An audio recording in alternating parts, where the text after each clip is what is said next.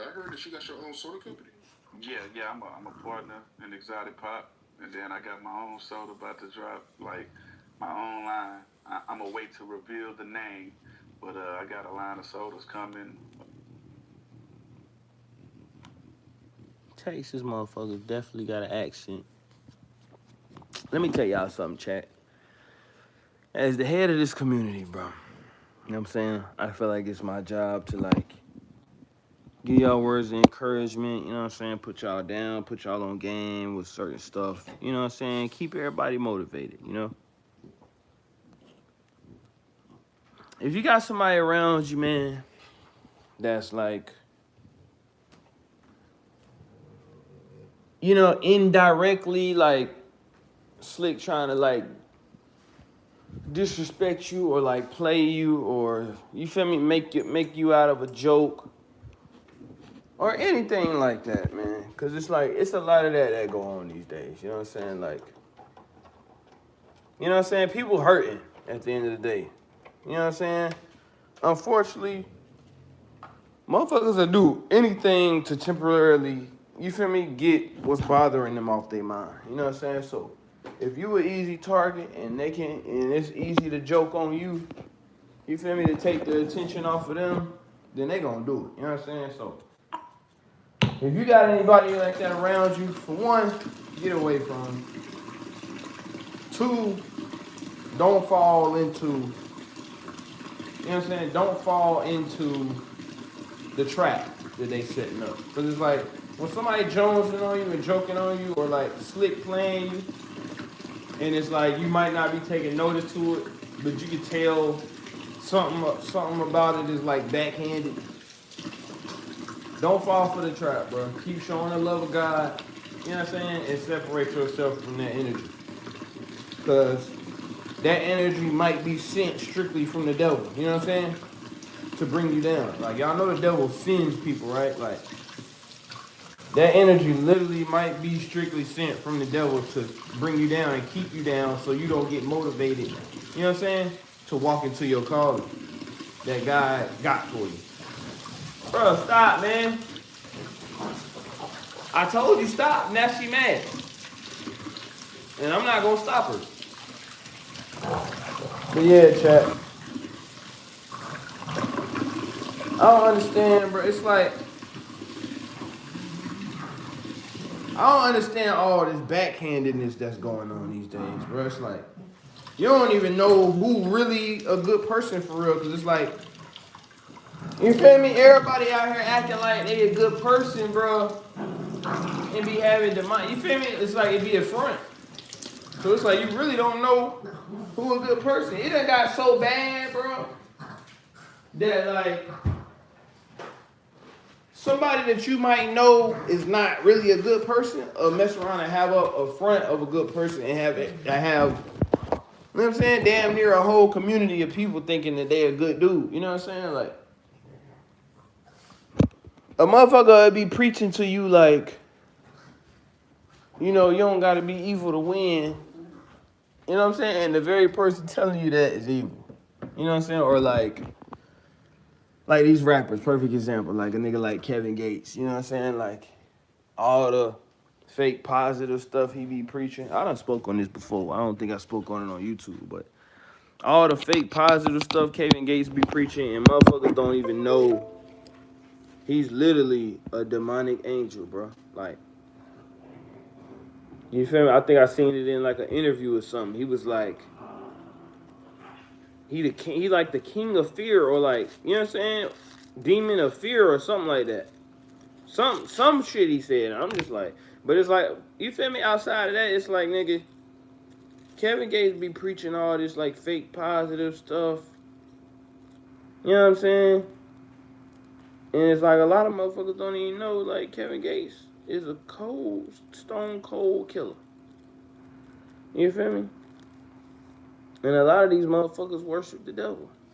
So it's like, you know, this shit kind of fucked up, yeah. You know what I'm saying? If we being honest. But yeah, just, you know what I'm saying? Stay. I ain't gonna say stay woke, chat, but just like stay aware of, You know what I'm saying? Because people like that ain't trying to do nothing but bring you down. You know what I'm saying? Because that's like negative all the way around. There's nothing positive that comes from like indirectly disrespecting somebody outside of like temporary fulfillment and, you know what I'm saying, ego stroking that you got your joke off and like, you know what I'm saying, somebody didn't really pay attention or notice. You know what I'm saying?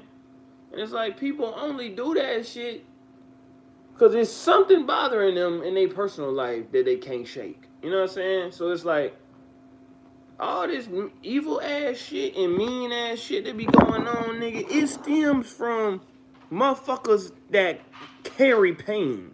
That's why this shit be lame. And that's why I preach to y'all to be a good person. Do the right thing. You feel me?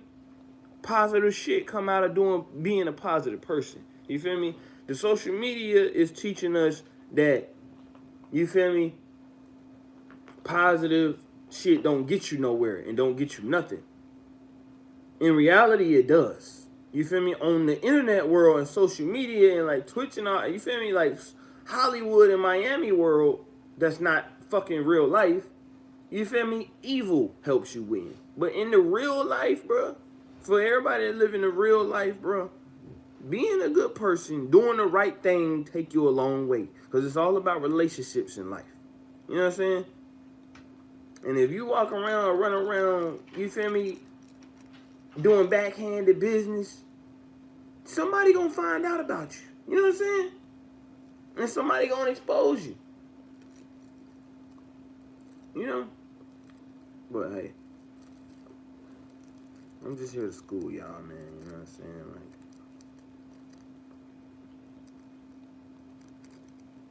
Like, damn, that whole little side guy.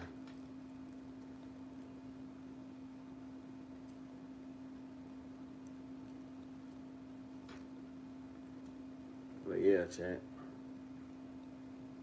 I don't know, it's like certain shit I don't be understanding, bro. Like, what make it, like, I don't know, it's like, I know most of my bad habits, I got them from my family or my parents, you know what I'm saying? Like, some of them I might have created myself. You know what I'm saying? But mostly, bro, you get your bad habits from, like, your parents. So I just be trying to figure out, like, people that, like, slick joke on somebody and, like, you feel me? They get off on the fact that they said something or they say a slick joke and don't nobody catch it. I be trying to figure out, like, man, you know what I'm saying? Like, did somebody used to do them like that? You know what I'm saying? Like, that's how I be thinking. Like, somebody had to do them like that when they was little, like, to the point where, like, you know what I'm saying? Because it's like, that's the only type of stuff. You feel me? That's like the only reason why you would, like, even enjoy doing something like that. Like, you know, like somebody did something to you when you was younger and you didn't catch on and you get older and you realize, you feel me, what that older person was doing to you. You feel me? That was like kind of lame. So it's like, I don't know.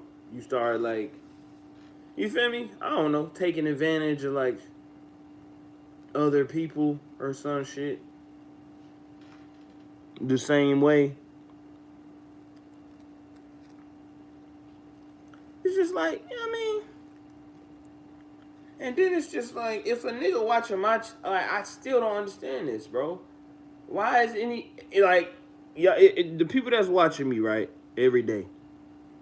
Luna Sita Gay, okay.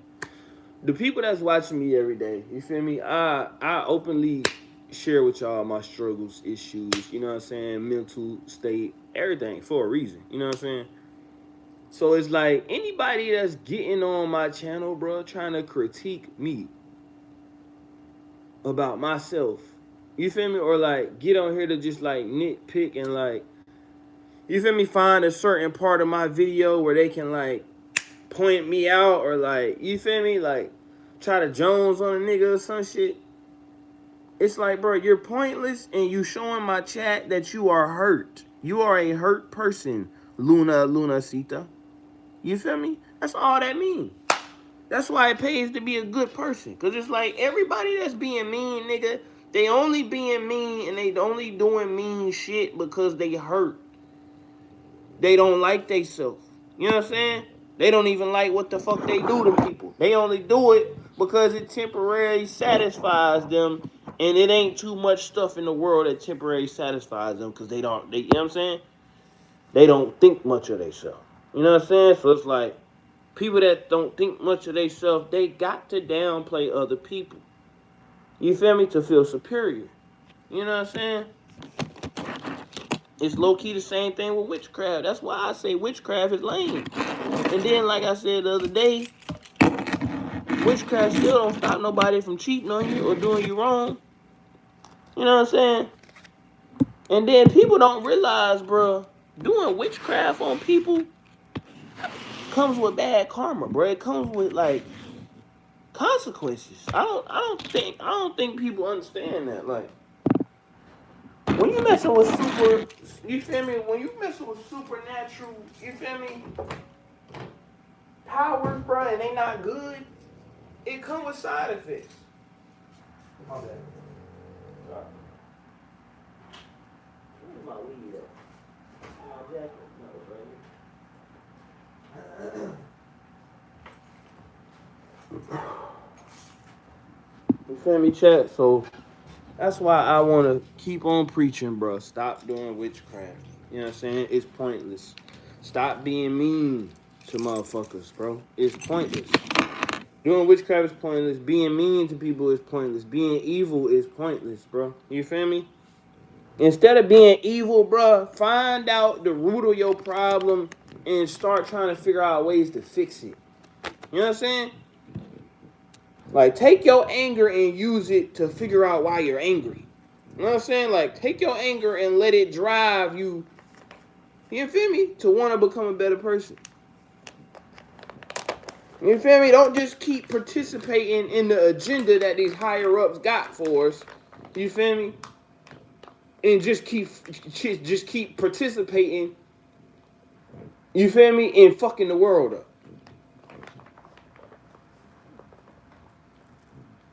Don't be a participator, bro. Don't be a nigga that's participating in fucking the world up. That shit ain't cool. And it's like, nigga, that shit ain't helping nobody. I'm about to run out of weed, boy. Damn. I gotta buy some more weed ASAP. I'm gonna have to buy some. What's today, Thursday? I'm gonna have to buy some weed like Friday.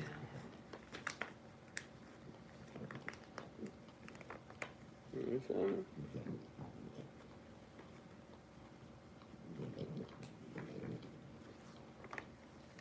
But it's like, bro, we gotta see the bigger picture, chat. You feel me? We gotta see the bigger picture, chat. We gotta start doing right, bro. Like, you know what I'm saying? Like, I know evil shit is satisfying, bro, but it's only satisfying momentarily. You feel me? That's why when you do something evil, you gotta, you feel me? You gotta keep doing evil shit to keep being satisfied. You know what I'm saying? Because it's like, nigga, that shit don't last and it run out. And then when you do somebody evil, bro, you gotta find somebody else to do some evil shit to. You feel me? Like, you just burning bridges because you just doing evil shit to motherfuckers. And it's like you only doing evil shit to motherfuckers because your feelings is hurt. Motherfuckers that are evil, bro, are really in their feelings. You know what I'm saying? Motherfuckers that are evil wear their feelings on their sleeve, bro. And it's like, when the fuck was it cool to just be bitter? You know what I'm saying? Like, everybody be yelling slime for the most part because it's trendy. You feel me? Like, it's like the cool thing to say. But it's like, bro, this is the only way that shit became like cool and acceptable. Young Thug is responsible. So I agree with whoever said that. Like, he responsible for just like, you know what I'm saying? I guess kind of corrupting Atlanta and the rest of the world. Because Atlanta ain't the only ones paying attention to Atlanta. You feel me? The rest of the world paying attention to Atlanta. Because, nigga, Atlanta is the head of the music industry. And I wonder why.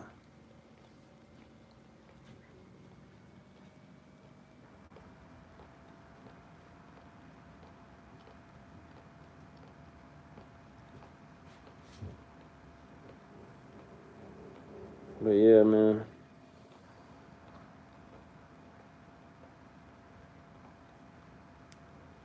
Niggas can call me gay at this point. I don't give a damn. God know I ain't gay. That's all I give a damn about. Like, I'm only here to please God, bro. And God know damn well I'm not gay.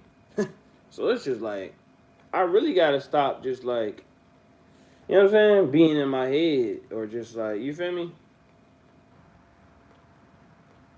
Cause it's like this shit, bro, is other people's projections, bro. You know what I'm saying? You feel me? So it's like, that's my response. Everybody that come in this motherfucker and try to like play a nigga or disrespect a nigga or like down a nigga or unmotivate a nigga from what I'm doing in my mission, bro. You know what I'm saying? Y'all can call me whatever, bro. So it's like, you know, because it's like, bro, I know for a fact God don't think I'm gay. God don't think I'm no lame nigga. God don't think I'm. Now, some of y'all just be in here trying to rage bait. But then it's like, Kiki, are you eating weed? Did you just eat some weed? Oh, she just ate a paper. Why you always eating stuff?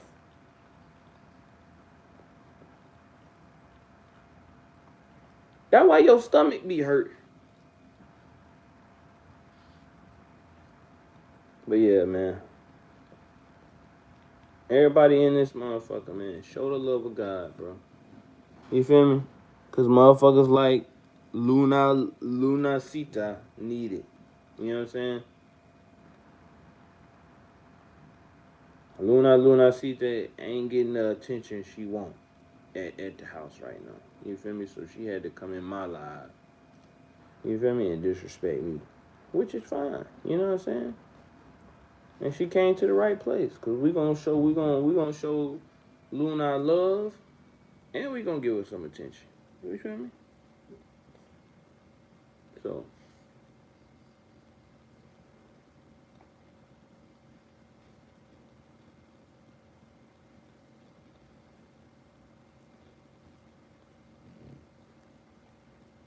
shit. When I wasn't no Christian, bro, ask all the bitches that I fucked if they think I'm gay. Yeah, how about that? Like, I probably hit a couple niggas, girls that never will know I hit them. You know what I'm saying? Ask them if they think I'm gay. They know I ain't gay.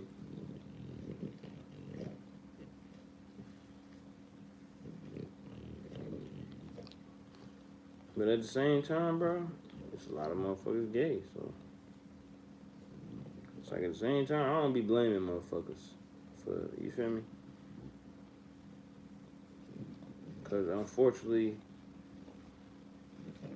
recently I kind of figured out, bro, all my favorite rappers is damn near gay. So it's like, at the same time, I can't even be mad at a motherfucker thinking I'm gay at this point. Because, like, everybody know Young Thug gay. Everybody know Lil Uzi Vert gay. Everybody know Lil Wayne could be even gay. And I'm not saying, like, gay like these motherfuckers flamboyant. I'm saying gay like, you feel me? They don't look gay at all, and they let these motherfuckers that's in control of the industry and the media and the ones that the gatekeepers of the industry pretty much, you feel me, to tickle their booty hole with their meat sausage, man. So it's just like, you know, and you feel me, I damn near picked up my swag from these people, you know what I'm saying, along with other people, you feel me, clearly, but you know, so it's like I don't even really, like I said before, motherfuckers done call me everything in the book, you know what I'm saying, so at this point, nigga, long as me and God know what I'm on, and my community know what I'm on, bro, that's all that matters. Don't nobody else matter at the end of the day. You know what I'm saying? I only got it. You feel me? Luna, I love you with the love of God, but I would never see you in my life, I'm sure. But I appreciate your comment, shorty. You know what I'm saying? I hope y'all had a good day, by the way. We rolling up some great quality jet fuel OG right now. You did. Kind of want to smoke some more of the Skywalker. To be honest, chat, I feel like the Skywalker OG is better than the damn jet fuel. You ain't never smoked that jet fuel. But yeah, man. I just don't understand, bro. Like, and it's like I do understand, cause it's like, you know, motherfuckers be hurt, but it's like I still don't understand, cause I'm hurt. You know what I'm saying?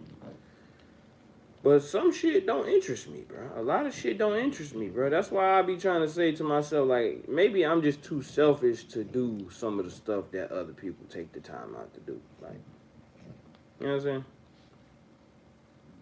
Like, I might joke and play on when I get on live and just like talk about random shit, but it's just like mainly, nigga, that's cause I get on here to talk about shit that's like gonna engage people to wanna come in this live and have a conversation. You know what I'm saying? And wanna like be in here debating about something, or we just like actively, you know, having a passive argument about whatever. You know what I'm saying? Or just like, you know, talking about Jesus or something. But yeah, man.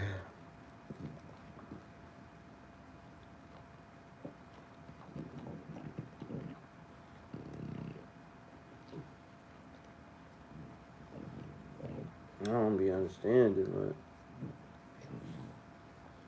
like,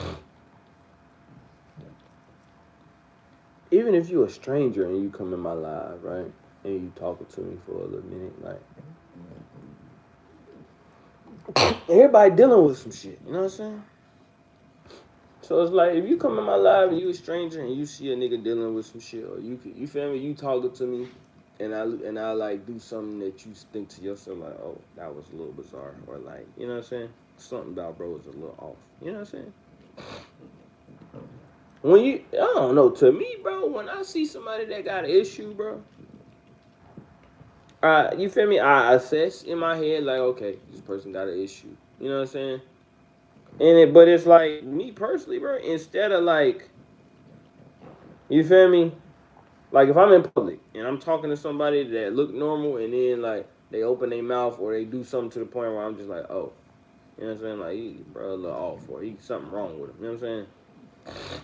I don't treat them motherfuckers no different. You feel me? Like, if I notice something wrong while they talking, I'ma listen to them. Let them finish saying what they saying. You feel me? And then after they say what they say, bro, I'ma treat them like they a regular. You feel me? I'ma treat them as if they are the regular person that I thought they were before they started talking, and I noticed that they had like a speech impediment, or you feel me? They brain wasn't all the way there. Kiki, what you doing? You feel me? But I don't know. People don't do that, man. I guess people be so hurt, brother. They just gotta like Beyblade, like let it rip on your ass. You feel me? Like some people just can't help themselves. You know what I'm saying? Some people just got to like get their joke out on you, like, you know what I'm saying? Man, what type of fulfillment come out of that? I don't know, bro, cause I'm not really interested in doing shit like that. You know what I'm saying? Like, we definitely live in a softer world. You know what I'm saying?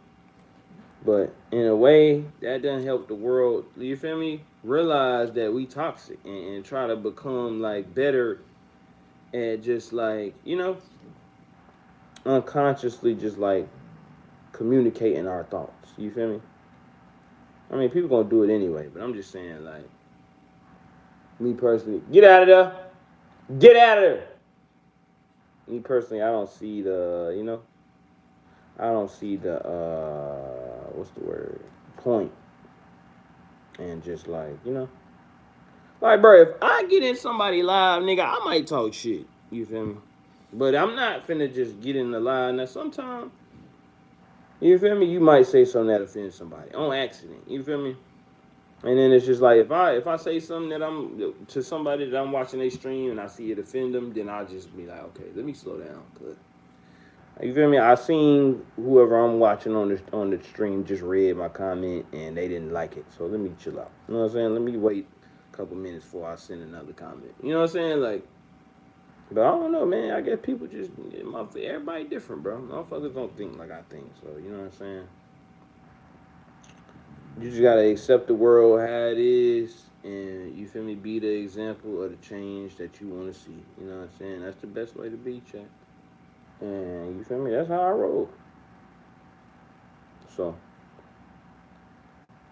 I don't really be tripping out on shit. That's why I can, no matter how my live go or no matter how my day go, that's why I can just get back on this bitch the next day. You know what I'm saying? And just stay consistent. Cause that's how fast when you gonna get on a mission, bro, and you trying to chase a goal and you got dreams and you got goals that you gotta meet and you got a certain lifestyle in your mind that you wanna live before you get out of here, bro. All the bullshit that motherfuckers throw your way don't matter, bro. You feel me? All that matter is, nigga, you gotta lock in and get consistent, bro. Cause that's the only way you gonna truly see change. You feel me? So it's like, just like when you in a basketball game or a football game, nigga. I used to be a running back. You feel me? If I had a bad play or like I mess around and fumbled the ball and turned the ball over and the others, you feel me, gave the other team the ball, nigga.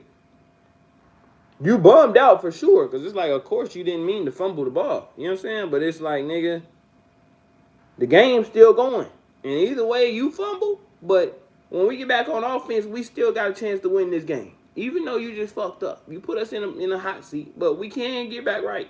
So it's just like, bro, when you fumble the ball, nigga, the next play, as soon as you go to the sideline, nigga, they telling you, bro, next play. Don't worry about that shit, bro. You good? You feel me? We still in the game. You feel me? Same thing with basketball. You feel me? You travel or you turn the ball over or you having a bad shooting night on the first half. If motherfuckers know you can shoot the ball, they gonna be like, bro, don't worry about it, nigga. Next play, bro. Keep shooting that shit. I know you just airball, but bro, keep shooting, gang. You feel me? Like, don't worry about that shit, bro. When you chasing a dream, bro, and you doing something publicly and you staying consistent with it, bro, you have to form I don't want to say a forgetful mindset, but it got to be like next play mentality. You feel me? Because if you don't got next play mentality and you mess around and get in your head when you supposed to be a streamer and you make money or you trying to monetize your platform, you can't be in your head. You feel me? Because if I am in my head, if I let y'all get me in my head, now sometimes I am a human, so sometimes y'all get to a nigga. You know what I'm saying? Sometimes y'all catch me on the right day and I get on here tweaking. You feel me? Some days I get on here tweaking about some other shit, but it's like, dude, it don't matter, bro. Because whether you tweak or not, nigga, whoever watching, they gonna come back and watch the next day. You know what I'm saying? If they don't come back and watch the next day, if you stay consistent, nigga, they will be back. I'm telling you. It don't matter if your stream was good, if your stream was bad. You feel me? It's like they say, nigga, when you go full speed, sometimes you gonna fuck up at full speed. But that don't mean you stop, nigga. You keep trucking. You know what I'm saying? Like, just like in football, when motherfucker hit you, they tell you keep your feet chopping. You know what I'm saying? When a motherfucker hit you, sometimes you don't just go down off a motherfucker hitting you. You know what I'm saying? So it's like, as long as you keep your feet chopping, you might still be on your feet. And you mess around and get a touchdown. Motherfucker hit you, but they didn't get you down. You feel me, chat? So, you just gotta, like, you know, gotta get tunnel vision, bro, and learn how to weed out the white noise. You feel me? And weed out motherfuckers just, like, saying shit that don't really matter. You know what I'm saying? And ain't gonna matter. So it's like, you know, once you get that part down pat, chat. And it's not just gonna be like one day you wake up and you got it down pat, nigga. It should take practice and it's gonna be a uphill battle. You know what I'm saying? Or downhill, whichever way you want to look at it. You know what I'm saying? Half full, half empty. You know what I'm saying? That type of shit. But yeah, chat. Like,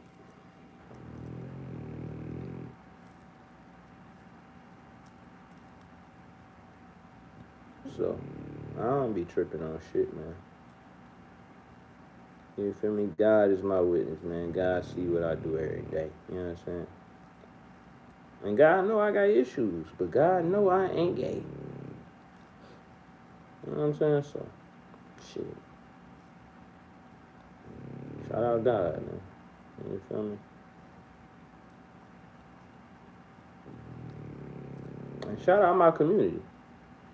Cause everybody that pull up in this joint every day, they know I got issues. You feel me?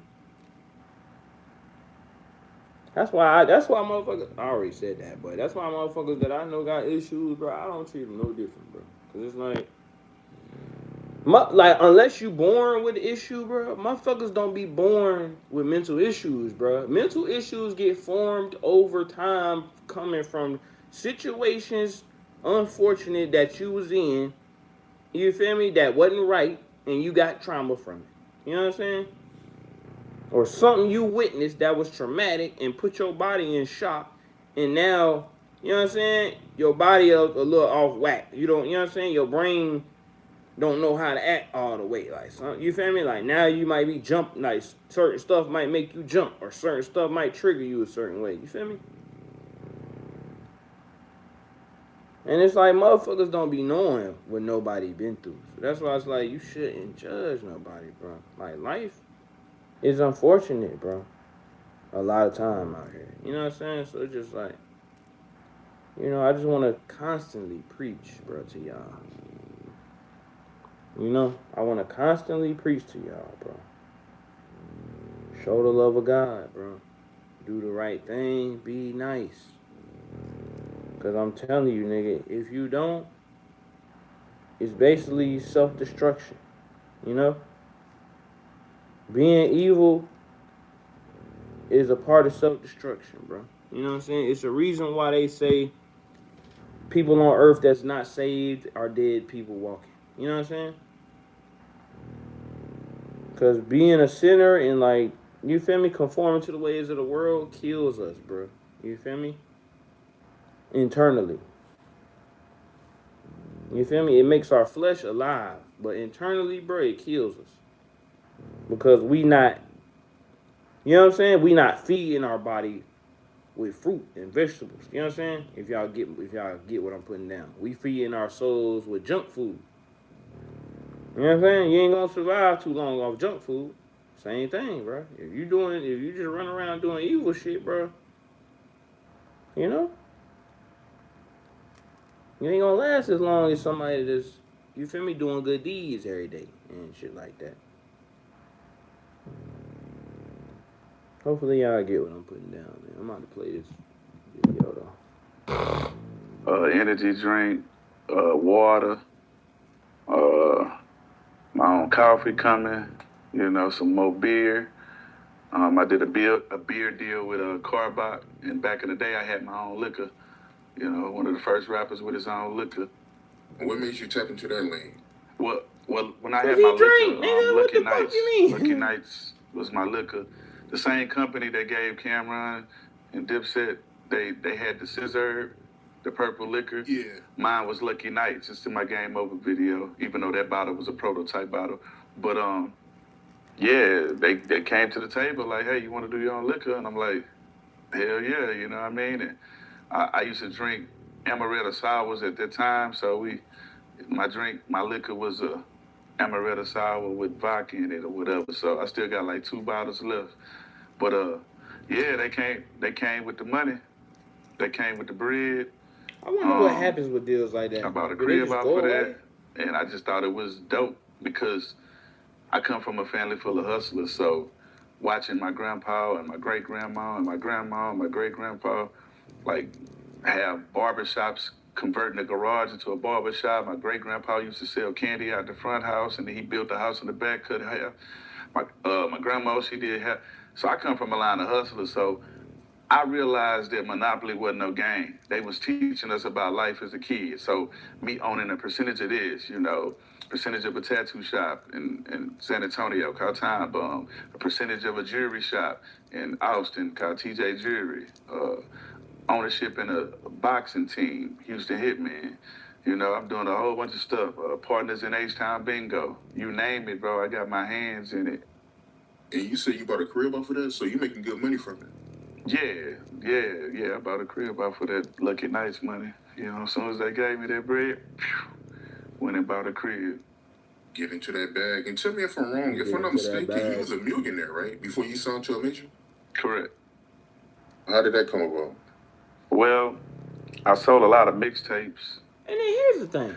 I also was in the streets before that. You know what I mean? I was about to say, like, me just being out there, being everywhere, going everywhere, swallowing my pride, like passing out my own CDs and flyers, putting my own posters up.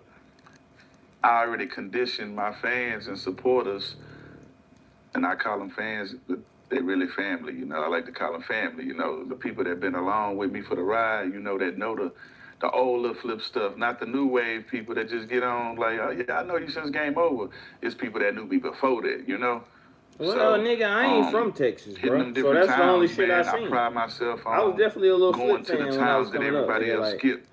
A it lot was of people, definitely they'll fuck skip T.I. certain when Lil towns and Flip came cities out. But because then they'll be like, oh yeah, they don't have Lil Flip BDS on their disappeared. radio So I'm station, just so like, if I they don't play know your what the fuck music, happened. you ain't gonna get the, And the then spins, T.I. you ain't blew gonna be the able to fuck count up. it and track it.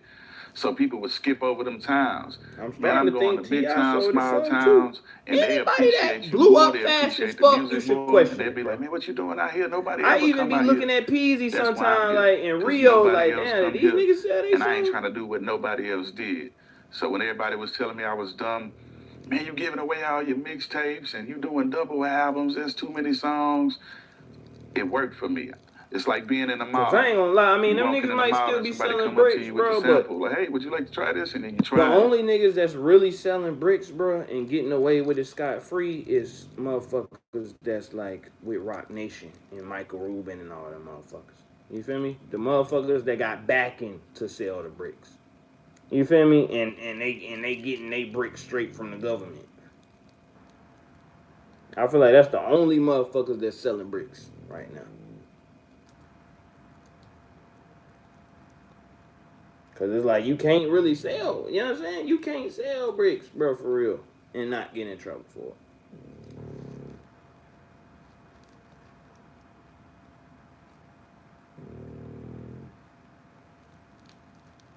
Yeah, the only way you can sell bricks and not get in no trouble, nigga, is if you working directly with the government. And once I figured that out, I said, yeah, I don't want no parts in this game. I used to try to sell cocaine, chat. Niggas started snitching on me. My first, I didn't make it a month selling cocaine, bro. Got snitched on in a month, nigga. Imagine that, bro.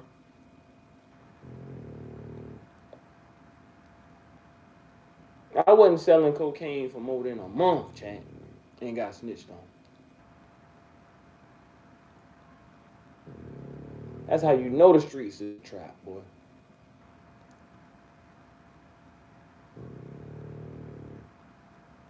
That's how you know the streets is a trap.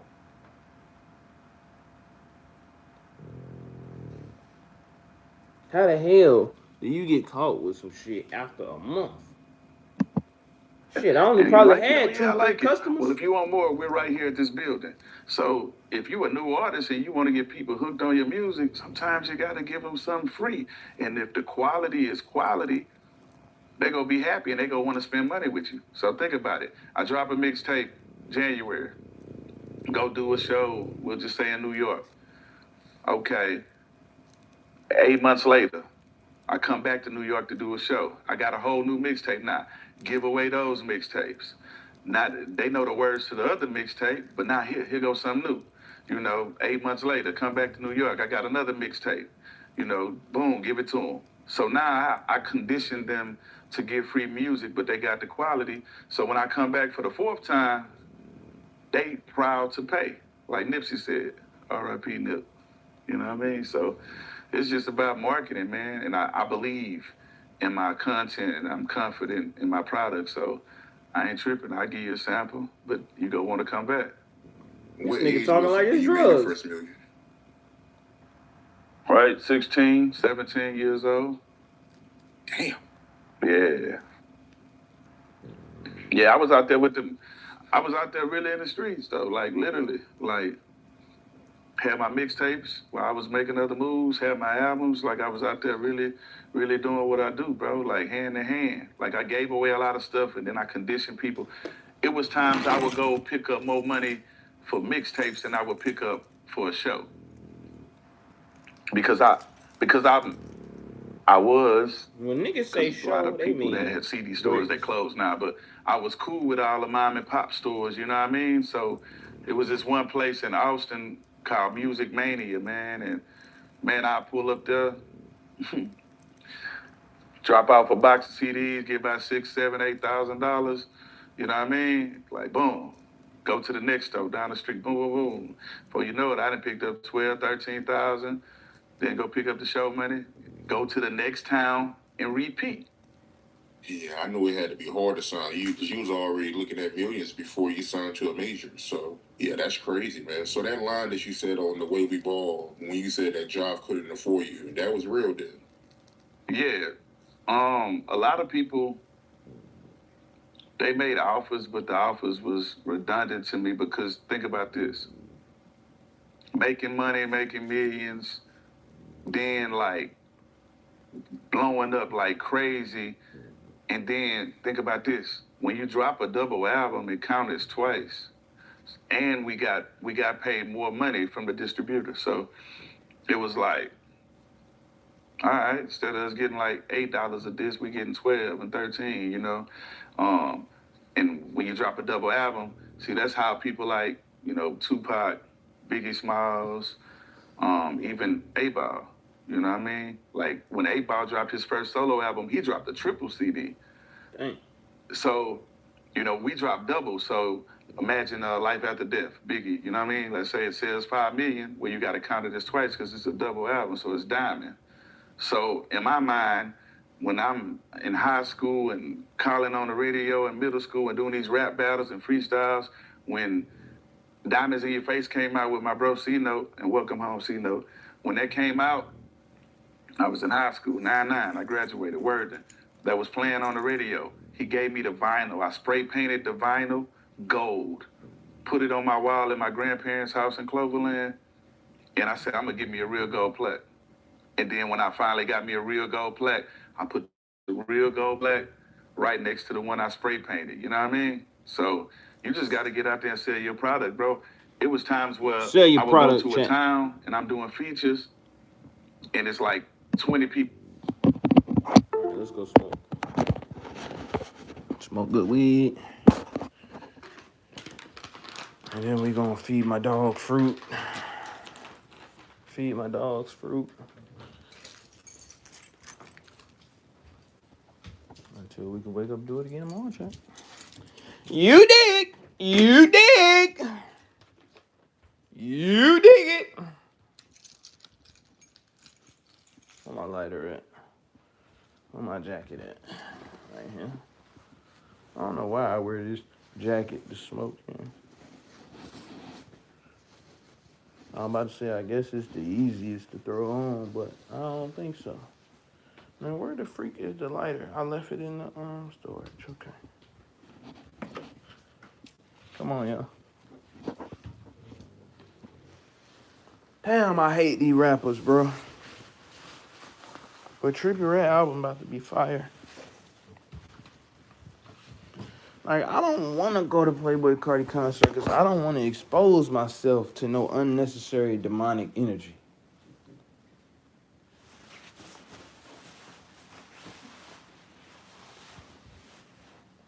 But I was telling my homie, bro,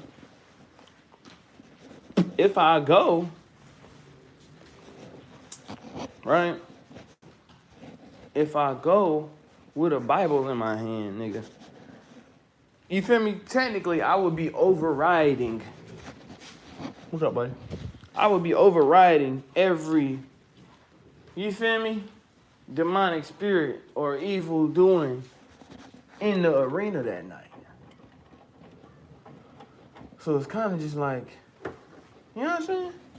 I guess it all comes down to a matter of, is that what I want to do? You know? I guess it all just come down to that.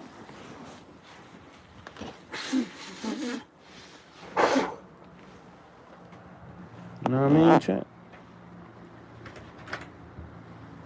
Don't touch it, y'all. Don't touch that shit. Why is my hand hurting, bro?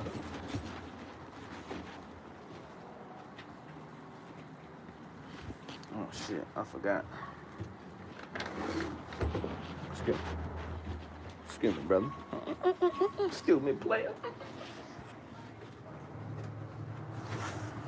Smells great in there.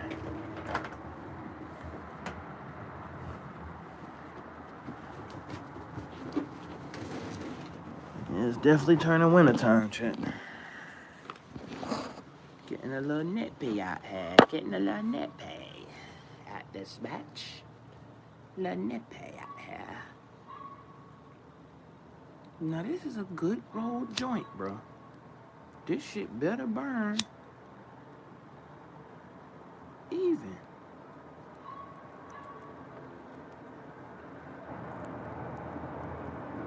My shit to burn even.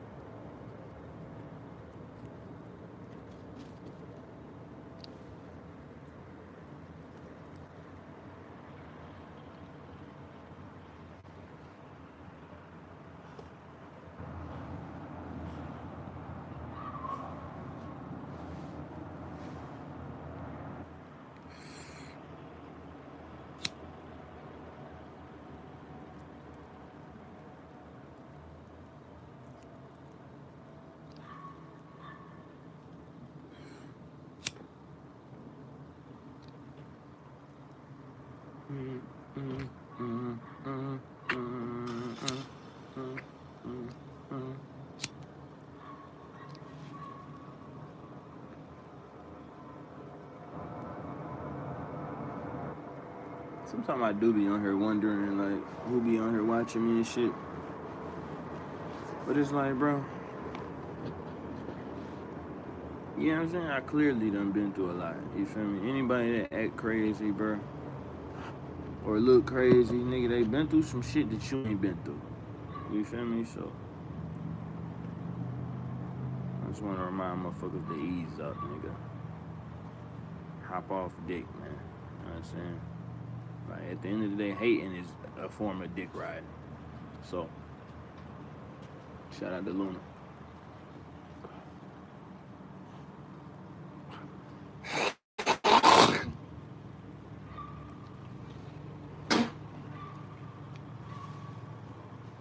I want to hit the concrete.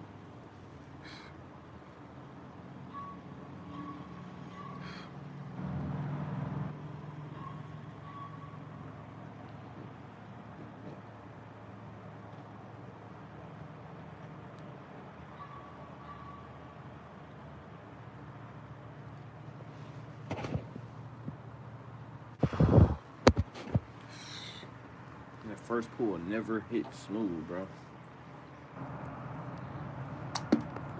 Man, this shit about to run already.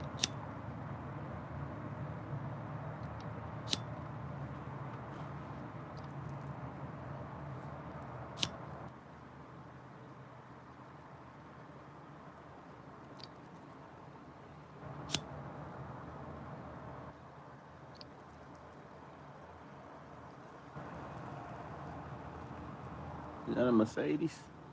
No. I cook on these niggas like Benny's. Every day I'm off limits. Double OYV business. Drink all in my killers. And then it's just like, if motherfuckers got sent to hell right now, they would be crying their eyeballs out, chat. So it'd be like, I just be thinking to myself, bro, even the evilest people in the world don't want to go to hell. You feel me? A killer himself that done caught 20 bodies don't want to die by no gun. You know what I'm saying? So I just don't be understanding the logic, bro. Is it just because motherfuckers just already don't think highly of themselves and You feel me? The devil is deceiving them like he on their side. Is what make them feel comfortable with the dark side. I think that's what it is.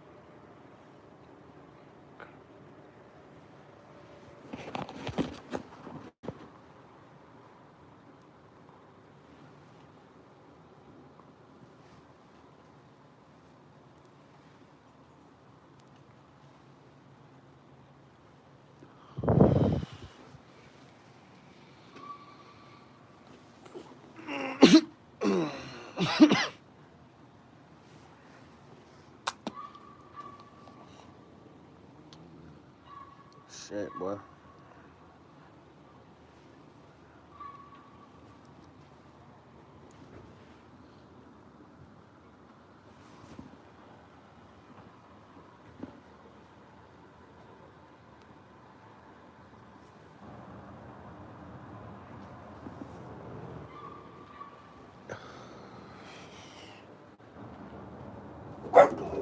Shut up, boy.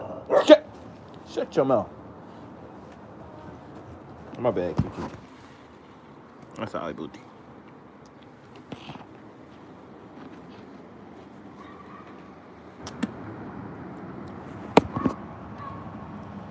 Yes, sir, chat.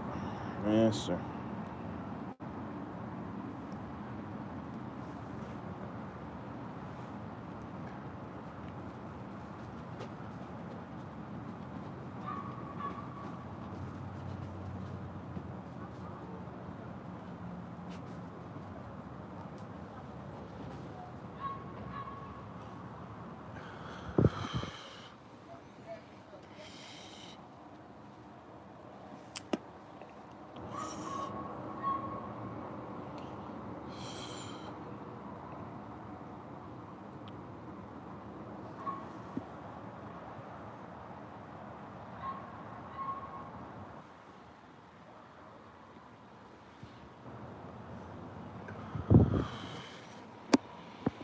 My dog get traded for a free. Bro, somebody said something I was watching on YouTube earlier, man. They said any nigga that'll fuck your girlfriend will snitch on you. I said, damn, that's a fact.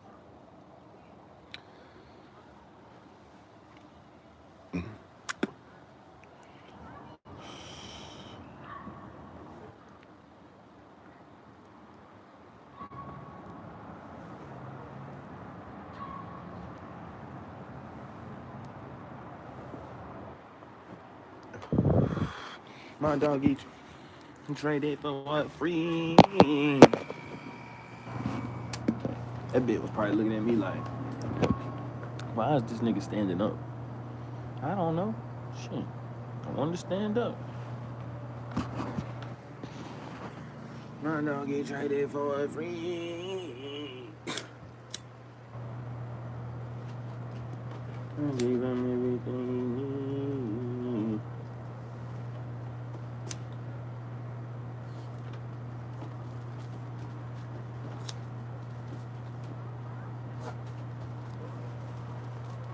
I told her I would cheat again.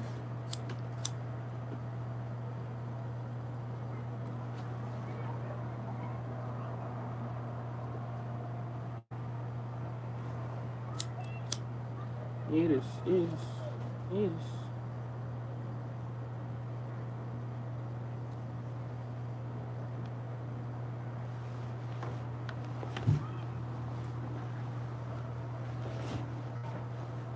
They talking about Mariah the Scientist might have fucked Future, chat. I said, damn.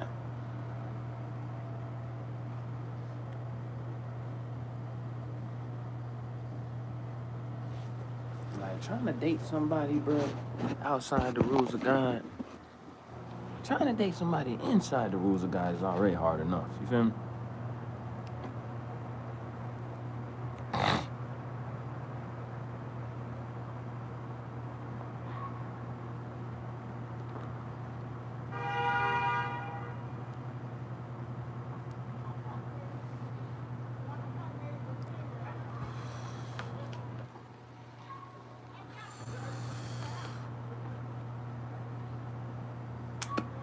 I feel like this girl is like watching me in her car.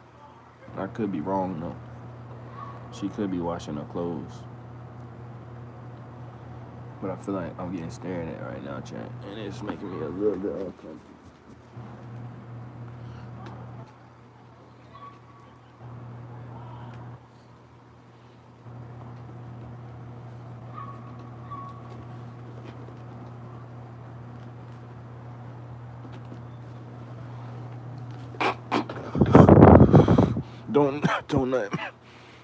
Don't nothing make me squirm more than a motherfucker just like staring at me.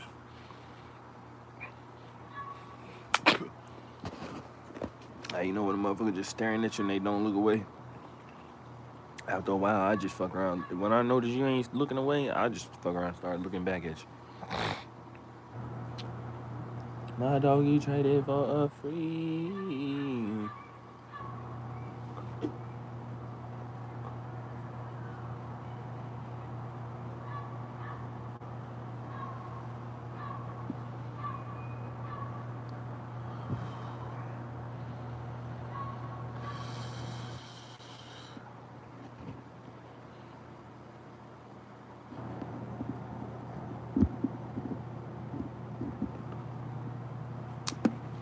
I gave her everything she need.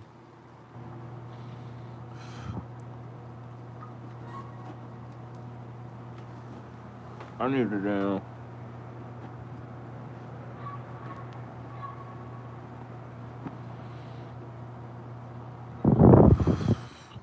I need to figure out more streams of income, man.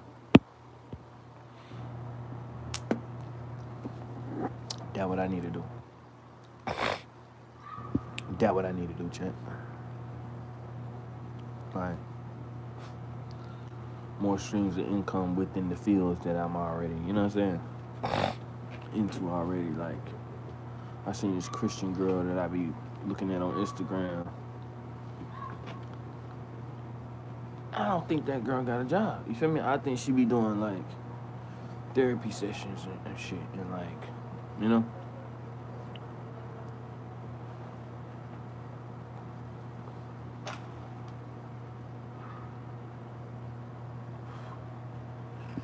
And I about burnt my damn nostril, chat.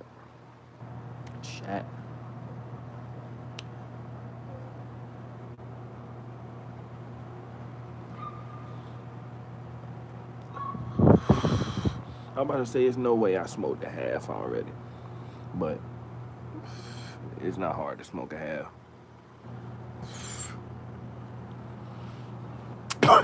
It's hard to smoke a whole zip fast. Like, if you running out of a zip fast, bro, you got a problem. Like, a zip low-key should last you a whole month. Unless you just rolling fat-ass blunts.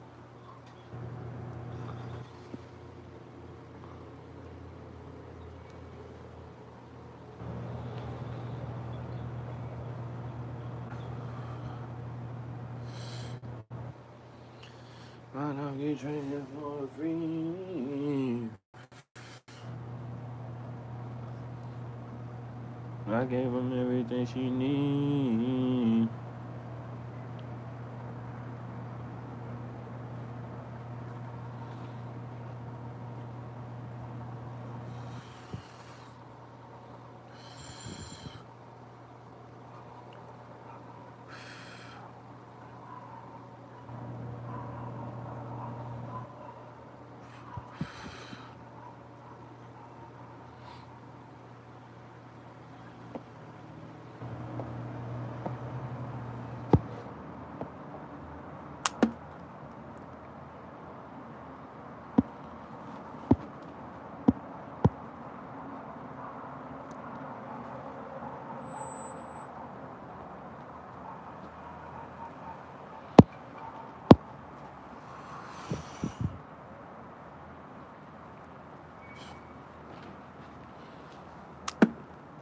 Shit. I be thinking just like on here thinking like I really be just like getting on here, being vulnerable, you feel me? You feel me? to let people like freely just pass judgment on a nigga.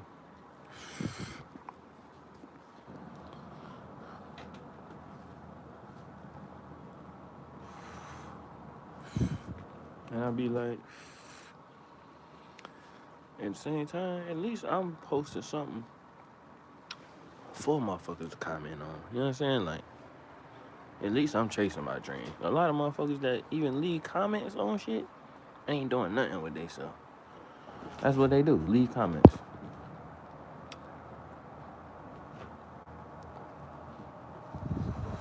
You feel me? I leave comments too, but I'm doing shit with my life.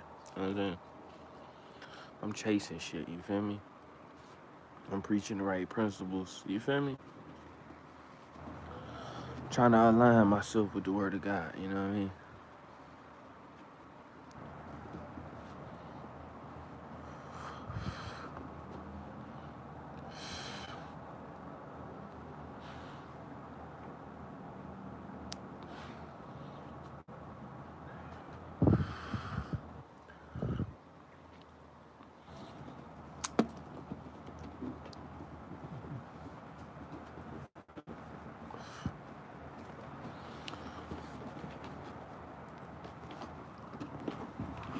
Chad, we even got manipulated into cursing, bro.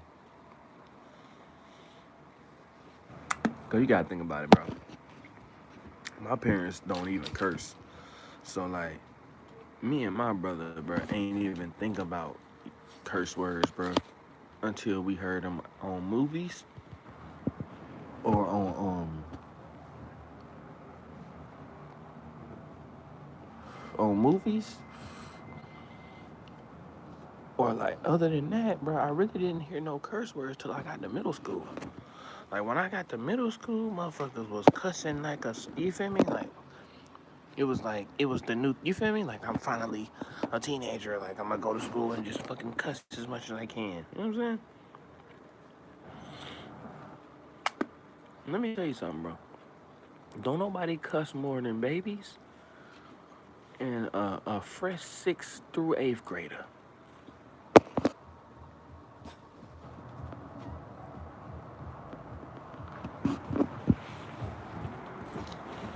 That's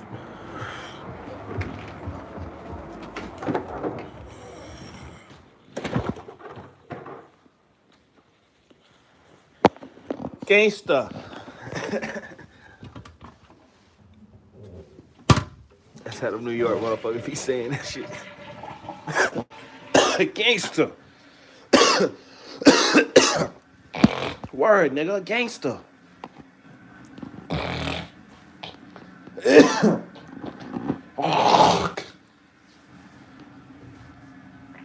Like, word, gangsta. Gangsta, nigga. Alright. We're gonna close the blinds. Good job, buddy. Good job, buddy.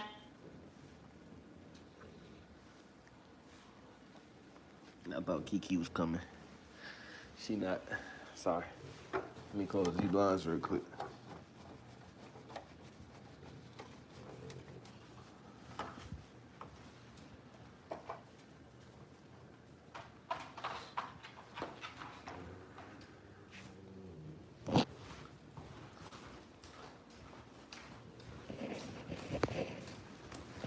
What the fuck? Hey! Hey! Okay.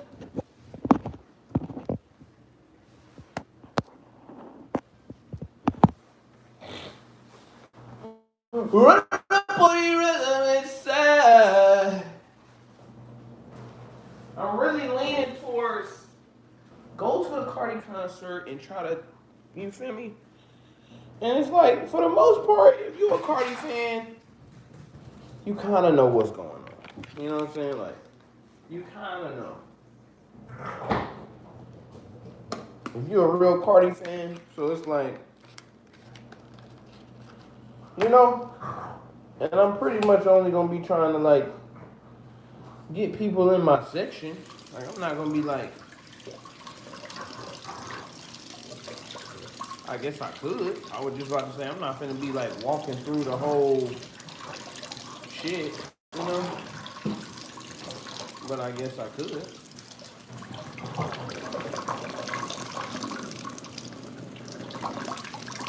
You know what I'm saying?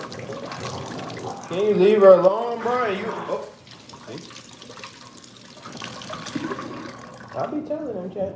So when she bite his ass, I don't really be stopping her all the time. Sometimes, you feel me? Like, I can't have my little nigga walking around here bleeding out and shit either. Like, she really be having this nigga face bleeding.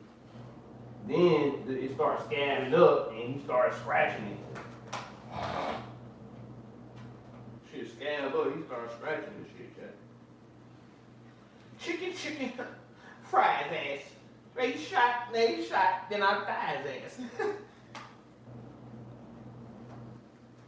The funny, it's not funny though, but like the funny thing about that nigga is that song, he might actually not be lying, Chuck. Like he might have really chicken and fried a nigga. You know what I'm saying?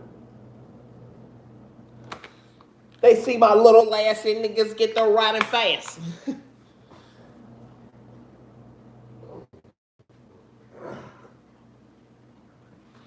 Chicken, fry his ass. Face shot, chest shot, then I thigh his ass. Come on.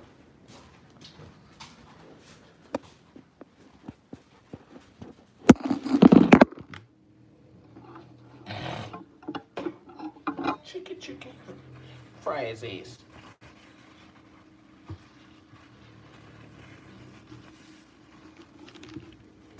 Chicago, nigga.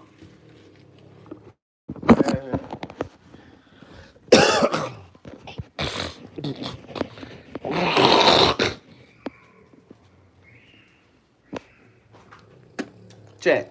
Chicago, nigga. Chicago, nigga. Chicago. Chicago, nigga. What's up, boo-boo? You want some blueberry? I got blueberry for you. Chicken, fries ass.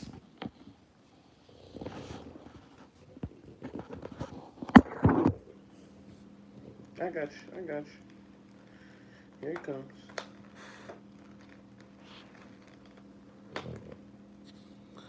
Chicken, check. Fries ass. People at the studio line. Whoa, Kiki. You know what I mean? Like literally just ready.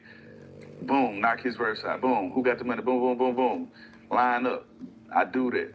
Then the next day, we in another town doing the same thing. We had an offer from Def Jam. We had some other offers from different labels or whatever, but none of the money was correct.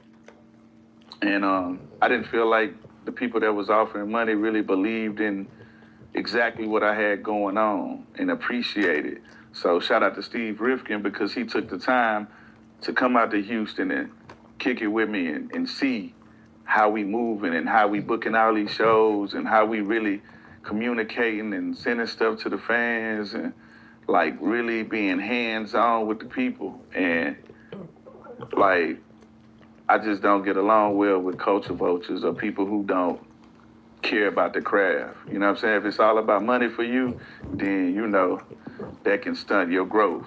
But if you really care about the quality and what you're doing, and you really believe in, you know about DJ Screw, you know about our grind down here, we independent. We can't wake up and just walk down the street and go to Def Jam. You know what I'm saying? Like, we really had to sell our own mixtapes out the trunk of the car, you know. DJ Screw, we had car shows, selling tapes, popping the trunk, posting up at the booths, like King's Flea Market, like, it's a real grind, you know what I mean? So we real independent hustlers out here. And even when I got my major deal, I still operated like I was independent. I didn't sit back like, oh, I got a deal now, so I'm not gonna do nothing and let them do everything. Nah, I was still working, doing the same stuff I was doing before the deal. And speaking of Screw, I heard that he made over 200K off of tapes. Yeah. You dropped one? Definitely. Yeah, for real. And when I saw it, I helped them count it. You know, I helped them sell them, helped them count it, and when I definitely, yeah, for real, And speaking of Screw, I heard that he made over 200K off of tapes. yeah, definitely, yeah, for real. And when I saw it, I helped them count it. You know, I helped them sell them, helped them count it, and when I saw it, I was like, this is how I want to make sure I put my mixtapes out. This is how I want to promote to my fans. I want to get this kind of money, like in one night, like, and that was part of my motivation for the grind. Being right there with DJ Screw, You ain't even seeing gotta him sell grind, him work, out of never truck letting car the these fame go days. to his head, making all that money. Like, man, the great old days, man. R.I.P. DJ Screw. You see it's a Screw right here in the Clover G shirt.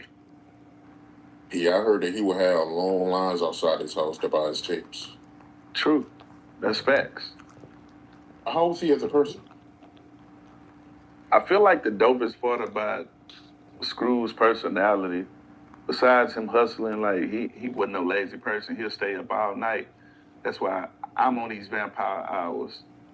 You know, like, cause obviously one of the Screw tapes was 3 a.m. Like we be up very, very late. You know what I mean? Well, to us, I don't consider it late. You know what I'm saying? But to the rest of the world that's brainwashed, oh, you up late? But like Screw, he remind me a lot of with myself. And when I say that, laid back, humble, you know what I mean? Like he didn't walk around with the big head like, I'm DJ Screw, you beneath me. He never made you feel like you was less than him. And so I learned how to balance, you know, being famous and still being able to do what you want to do. Go to the grocery store, go do this, go do that. So he ain't never let the fame make him act different with us. And that's one of the most commendable things that I appreciate about him, because he showed me that you can still have status and still maintain who you are. And then he also showed me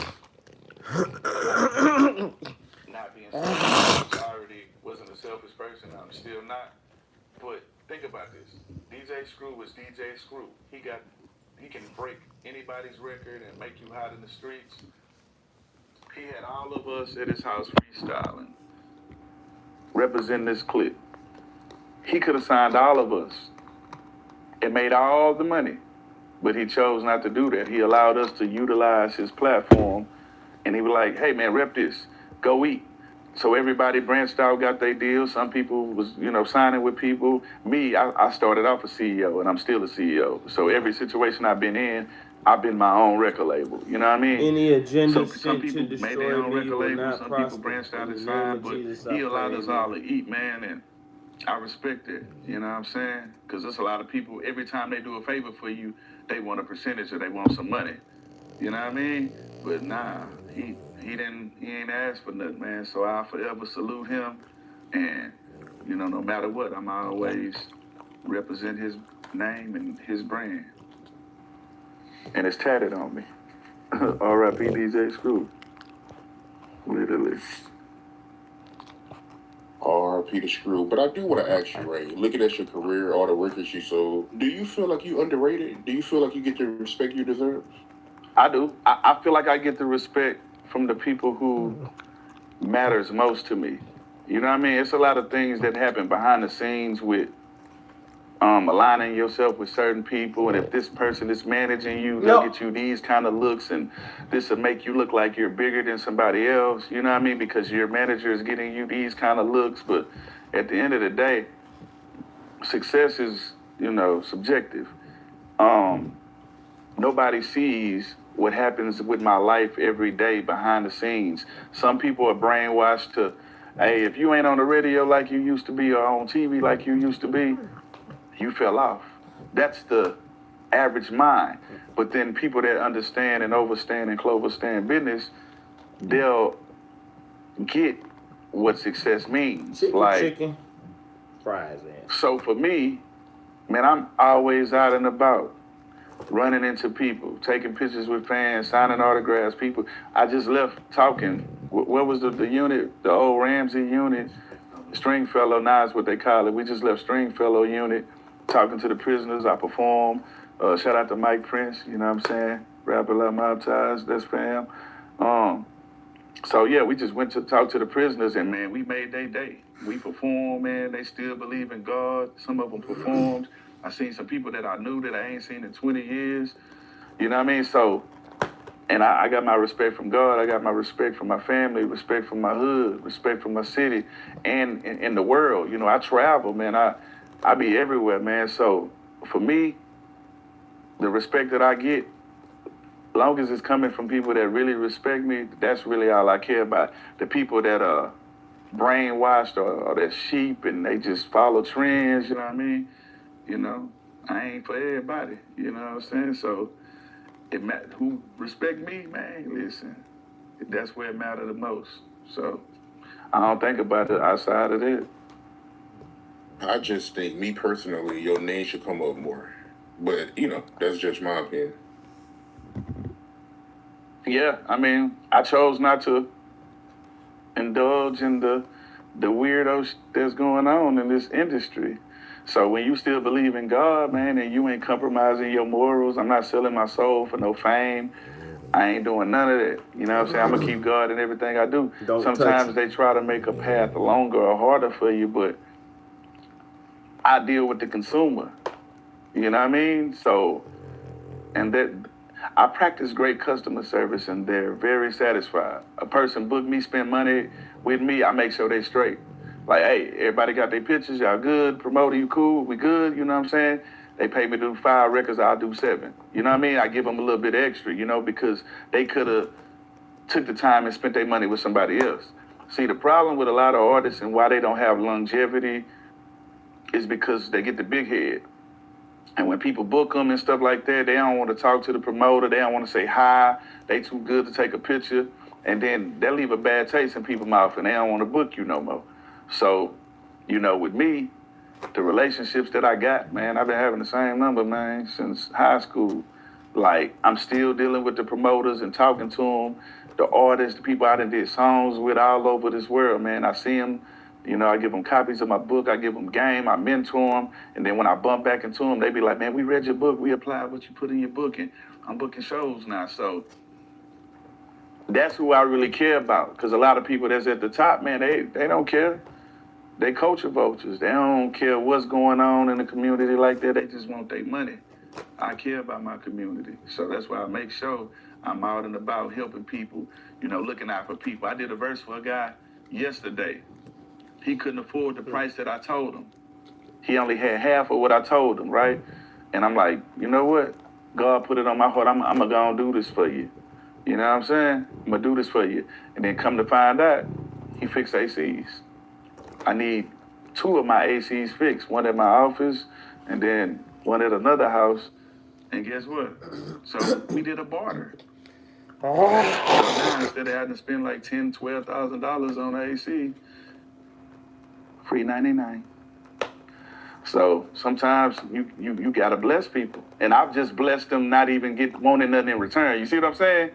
Yeah, exactly. That's how God works. Works. Yeah, and my other partner, he need help with his AC. He got some mold growing in it, so he about to help him.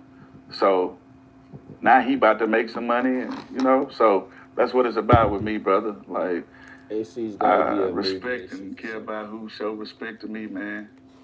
That's real talk. Take me through the process of your album, You Gotta Feel Me. You had 2 monster hits on that, man. Sunshine and Game Over.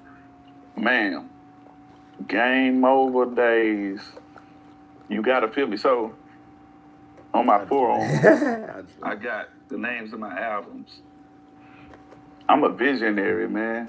Like, I come from a family full of thinkers, right? So, the names of my albums, I already had the names of my albums in middle school. Like right now, I know the names of my next 8 albums, right? You know what I'm saying? I ain't got no more room on my arm to tat them, you know what I'm saying? But I know what I'm doing. So You Gotta Feel Me was just more like, you gotta feel my music. I want you to feel me. First, I was gonna make the cover like be Braille, you know what I mean? I was gonna, and then they was like, yeah, well, if you want to have it lift up, it's gonna cost this, and you're gonna have to get this kind of box, and the profit margin is going to be this and that. And I looked at the profit margin and I'm like, I beg your pardon. So didn't do that. But that album, I felt like I was like really, really having fun because the first album we did when we got the deal was Underground Legend. So that was the follow-up to that multi-platinum album, which was also a double album. And all we shot was one video off of that. I should have shot more videos off that album, but I'm gonna go back and do some. Like that album went multi-platinum. You can always one go video. back and do This is the that way we song. bought. We ain't shoot no. That's so crazy because we was about to shoot a video for that. You see it with a Chameleon there.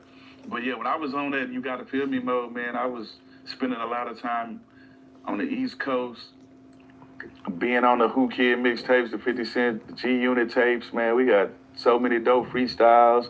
Who Kid, he hosted one of my mixtapes called Houston Is Mine. And I was really out there. You know, I was hanging with Dipset Tough as well, Cameron, Jim Jones, U-Wells. That's how Jim Jones ended up on the record, Y'all Don't Want It With Us, Y'all Don't Want It With Us. And then Cameron is on All I Know. And I always been a Cameron supporter since back in the days when he was doing the Children of the Corn with Big L, you know, R.I.P. to Big L and bloodshed. But so like, Bro, you the just dope part swallowed about that, it, bro. man. Chew it. Those were some great times. So I was just in the mode of like, man, I gotta show my East Coast roots like love because I jam all hip hop, you know, KRS-One, Black Sheep, Tribe Called Quest, you know, I'm a real hip hop head. So Wu-Tang Clan, you know what I mean? You know what I mean? I got the Wu-Tang logo somewhere on my neck, you know, and I went to Europe with them. My first tour in Europe was with Wu-Tang Clan. See, God, man, been blessing me my whole career. Like, God will put different people in my life in different phases, and the tables will turn. And when my movie come out about my life, y'all will see some people and some things that happened to me. Like, damn, I met this person 3 times, and each time was a different thing. But, like, Wu-Tang, I met them at a record store called Stick Horse Records, right next door to Active Athlete, which is a shoe store where I've been going since '88. They pulled up, had a black van. Somebody hop out, hey, what's up, man? I'm RZA, man. Man, I met the man. Hey, man, you heard of the Wu-Tang Clan? I'm like, I haven't heard of it. It was like, well, here's our maxi single. And they were pushing that record, METHOD, man. And so they gave it to me. I jammed it, put people on, you know, from my hood, like, this Wu-Tang Clan, blah, blah, blah. So this is middle school, right? Fast forward to like, you know, 6 years later, something like that, I get my deal. Now I'm on tour with Wu-Tang. The same people who gave me their cassette tape in Houston like 5-6 years ago, now I'm on tour with them. So we doing year big festivals, 50,000 people, 20, 30, 100,000. And where we was, I think we was in Berlin, Germany. I had Big Shasta with me. Shout out to my cousin, Big Shasta. We was in Germany, and RZA like, hey, man, come to the studio. I got a beat. So he threw the beat on. I got a beat. And I'm like, Shasta, come up with a hook. See, me, when I get an opportunity, if I can throw an alley-oop to my brother, I'm going to figure out a way to, so we both can shine and get some money. And so Shasta came up with the hook, and boom, I did a verse. And then later on, RZA called me, like months later, like, hey, man, that record we did is going on the Blade Trinity soundtrack. So they actually played that record in the movie, but they only played Big Shasta hook. I'm like, damn, I just wanted like 3 seconds of my verse, you know what I'm saying? But hey, they heard Big Shasta, they heard me. So, you know, I was just on I gotta really come with it. You know what I mean? I wanted to make some more hyper music as well. You know, we laid back down here, even though I can make all kind of music. That's why I salute and commend David Banner, because the more and more I got to spend on the road and in the studio with David Banner, he helped me become a better performer, you know? Like, and not to say I feel like I was trash before that, but I'm not afraid to give credit where it's due. If somebody makes me better, I'm going to acknowledge it, you know? And so I'm always a fan of how, you know, Busta Rhymes performs, and him and Spliff Star, they be in sync, you know what I'm saying? That should be like that. Like, and I love the way the Locks perform and shit like that, and I'm real big on performing. I love the way, you know, Jay-Z performs. Like, Nas, like, I'm real big on performances. And David Banner, he always bring that energy. Like, One minute he on stage with you, next minute he climbing on the basketball goal. I ain't ever climbed on the basketball goals, but I did put a little pep in my step, you know what I'm saying, on stage. So, you know, touring with him, recording with him, he helped bring a more hype flip out. So instead of all my music being like just laid back and like same, you know, laid back cadence, he got me in a more hype mode, man. So You Gotta Feel Me was me saying, okay, I gotta make an album that the East Coast go love, down south go love. And I just went all the way in, man. I just went all the way in. I feel like Rocky. Yeah, man, that Game Over and that Sunshine, both classics, man. No, for sure. And shout out to Tiger for remaking Sunshine with Janae Aiko and R.I.P. to Pop Smoke. The smoke never clears. And they remade the record. I got where we went? Oh, L.A. Yeah, we flew out to L.A. and did the video, and that was great. And then I went on tour with Janae Aiko. So it's like, and that record right there, I was already done with the album, and I didn't even want to do that record, but I played it for my grandma and my mama, and they was like, "What are you doing? Why haven't you recorded this?" And so I did it, and that was the biggest blessing, you know, of my career, man. And then Game Over, I was straight in, like, really rap battle mode. I was more so letting people know we got bars, because being from down south, a lot of time they try to put us in, you know, pigeonhole us as people that are not lyricists and ain't got no punchlines or no metaphors, or, you know, we ABC rappers. Like, so You Gotta Feel Me, whole album, I was in that mode. But Game Over, I was in that mode, like, yeah. And then I was working with Red Spider. He did a lot of stuff for G Unit. So I was on some down south, East Coast, like, mind frame. Yeah, and you is right when it comes to Houston rappers. It is like a narrative out there, like they only rap about drink, grills, and Slabs. candy paint and the candy paint. Right. So it's like, I make sure I still talk about what we do in our culture, but I don't make every song about it. You know what I'm saying? Like, because I want to stay and be diverse. I want to be able to, like, I got a gospel record called God Got Us All. You know what I mean? Like, I just want to go everywhere. I want to perform at arenas, quinceañeras, you know, pool houses. I want to be able to perform in a church, prisons. I want to be able to have a set, which I do now, you know. Like, if they say, hey, we need a clean show, that's easy, because I don't really cuss in my music like that anyway, you know what I mean? So I just love being diverse with it, man. Yeah, that's crazy to hear, man, because I mean, Sunshine, that was a big record. So to hear that she ain't like that record, yeah, that's wild to hear. Yeah, that's because I didn't make up the hook. I'm used to writing my own hooks. Like, I write my own hooks, and I had a singer sing it for me, or I write the hook, and then I put like a dummy track on there and sing it, and then I had a singer come in. So I was just like on some, like, man, I ain't write this, I ain't feeling it, you know what I mean? But then when my grandma and my mama told me, I'm like, damn, okay, let me take their opinion, you know what I'm saying? And when I did that, bro, it turned out great. That record right there, man, people be booking me for weddings, like, just to come do that. Like $8,000-9,000 just to come do one record at people's weddings. So hit me on the booking if you need me to perform Sunshine at your wedding. Link in the bio. Instagram, Lil Flip 713. Hit me. I love performing at weddings, bro, because everybody just be there to have a great time, be drunk. It be a party, yeah. And Sunshine is a lover's record. Facts. But speaking of Jay, you seen that video that was going around of him rapping like a pimp? I ain't see it.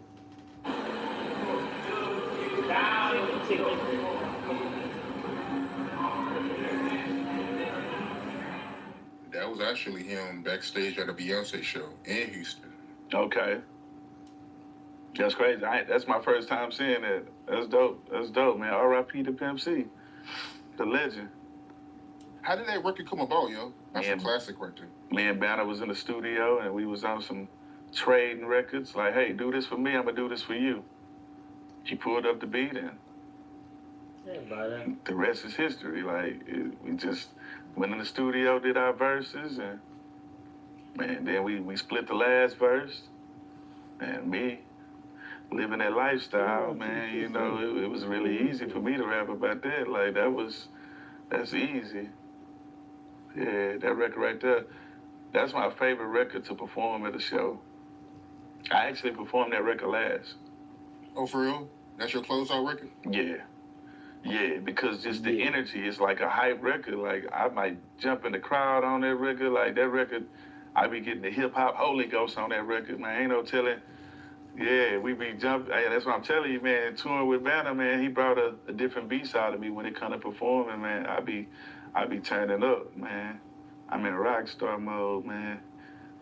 Yeah, I feed off the energy of the crowd, man. Like the sound system, the energy off the crowd, like. Yeah, we turn up on Like a Pimp, brother. They love that record. Yeah, that's my shit. Classic, man. And to go back to Cam, yeah, he was on your album, You Gotta Feel Me. And I know you said earlier he had you in New York, right? You got any stories from that? Yeah. Yeah, Cameron, bro, man. I with Cam tough, man. Cam, he actually went to college in Navarro College. Like he went, so he spent time in Texas, man. Like if you listen to the Sports, Drugs, and Entertainment album, SDA? yeah, like I'm trying to think if because he got a record on that record. He got a record with Destiny's Child on that on Sports Drug and Entertainment. It was a record called "Would You Do It Again?" All the times we something like that. But he talked about being in college and playing. I could hoop though, All American, my age group though, set up for a JUCO. He say something. Now I'm in the county, middle of Texas. But it's the one he sampled. Big on the streets is a short star. You either slang, what is that? Slang, crack rock, or you got a wicked jump shot on the streets. It's a record that Cam got, but bottom line. So since I heard that record, I was like, oh man, he went to college in Texas. Like he shouted us out. Like that meant a lot to me, you know? And I studied his music and just the punchlines and the different things he did. And he embraced me, man. When I go to New York, like Cam and Jim, like Freaky Ziggy, Duke the God. Like I'm on some of his albums too. Like J.R. Rodgers, the whole clique, bro. You know what I mean? It was just nothing but love. So me and Cam got like 8 records. Some of the records went on some mixtapes he had. Like we got like about 8, 9 records, man. We put out, and I had fun. It was a fun time, man. Like traveling New York, man. Being in New York, then he had a club in Ohio as well. He booked me there before too. But being in New York, man, with Dipset traveling, man, hitting the club, man, 50, 100 deep.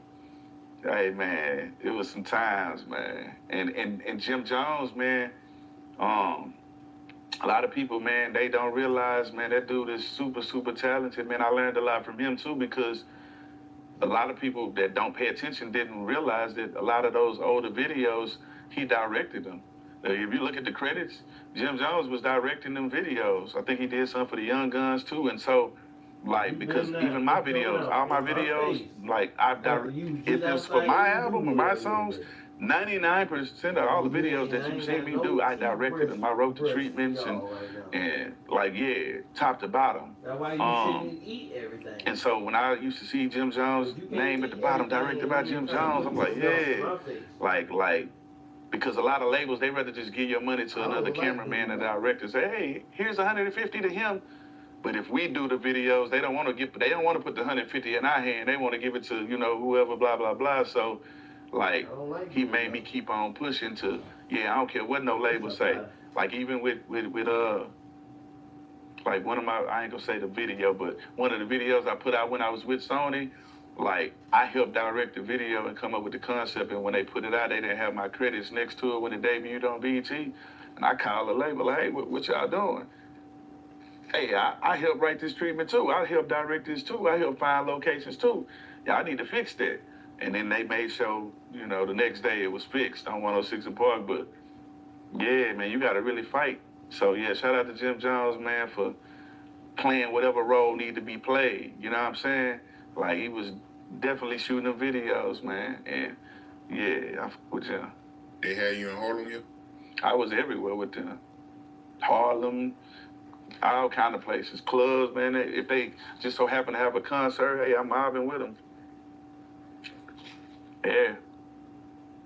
So it was great times, man. I'm glad they embraced me, and we embraced them in Houston. You know, like They had a club out here called, I think, Club Dipset, like when the Super Bowl was out here years ago. So, man, this go always be love from the Clover G's, man, and Dipset, man. All you gonna see is birds and clovers, like Jim say on this verse. Yeah. Yo, you brought up Chameleon there. What he been up to, yo? You still cool with him? Yeah, we cool. I talked to him. Yeah. Cam is living his best life. You know what I mean? He doing a lot of tech stuff and making money. And so, like, that's what it's about. But I saw him at a show in Austin for the show called H-Time Throwdown, and we chopped it up. And I seen him before that too at another show. So he popping out, you know, like he popping out now, like for concerts and stuff here and there, you know what I mean? So it's always a pleasure to see Cam, man. Cam did some of the realest, like on my Underground Legend album, he's on the hook and he did a verse on You See It. It's a record called You See It, me and Chameleon there. And like, it was free, right? It was like, all right, I got you, Flip, boom. All right, I told him, let me know when you need me.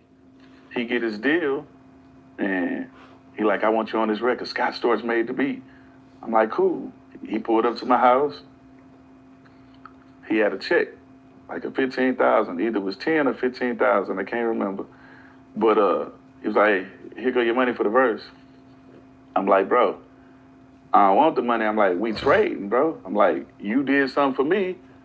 I'm gonna return the favor, you know what I mean? So like, with that said, I'm like, I'm cool. He like, nah, bro, take it, man. I insist.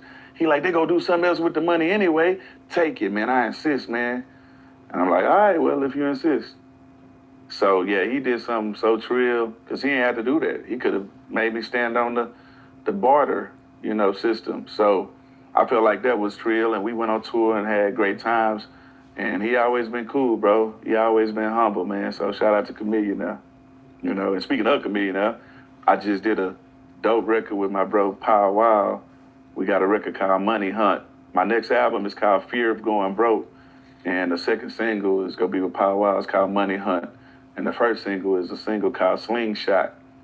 Cause the Slingshot, in the Slingshot community, man, Game Over is their theme song.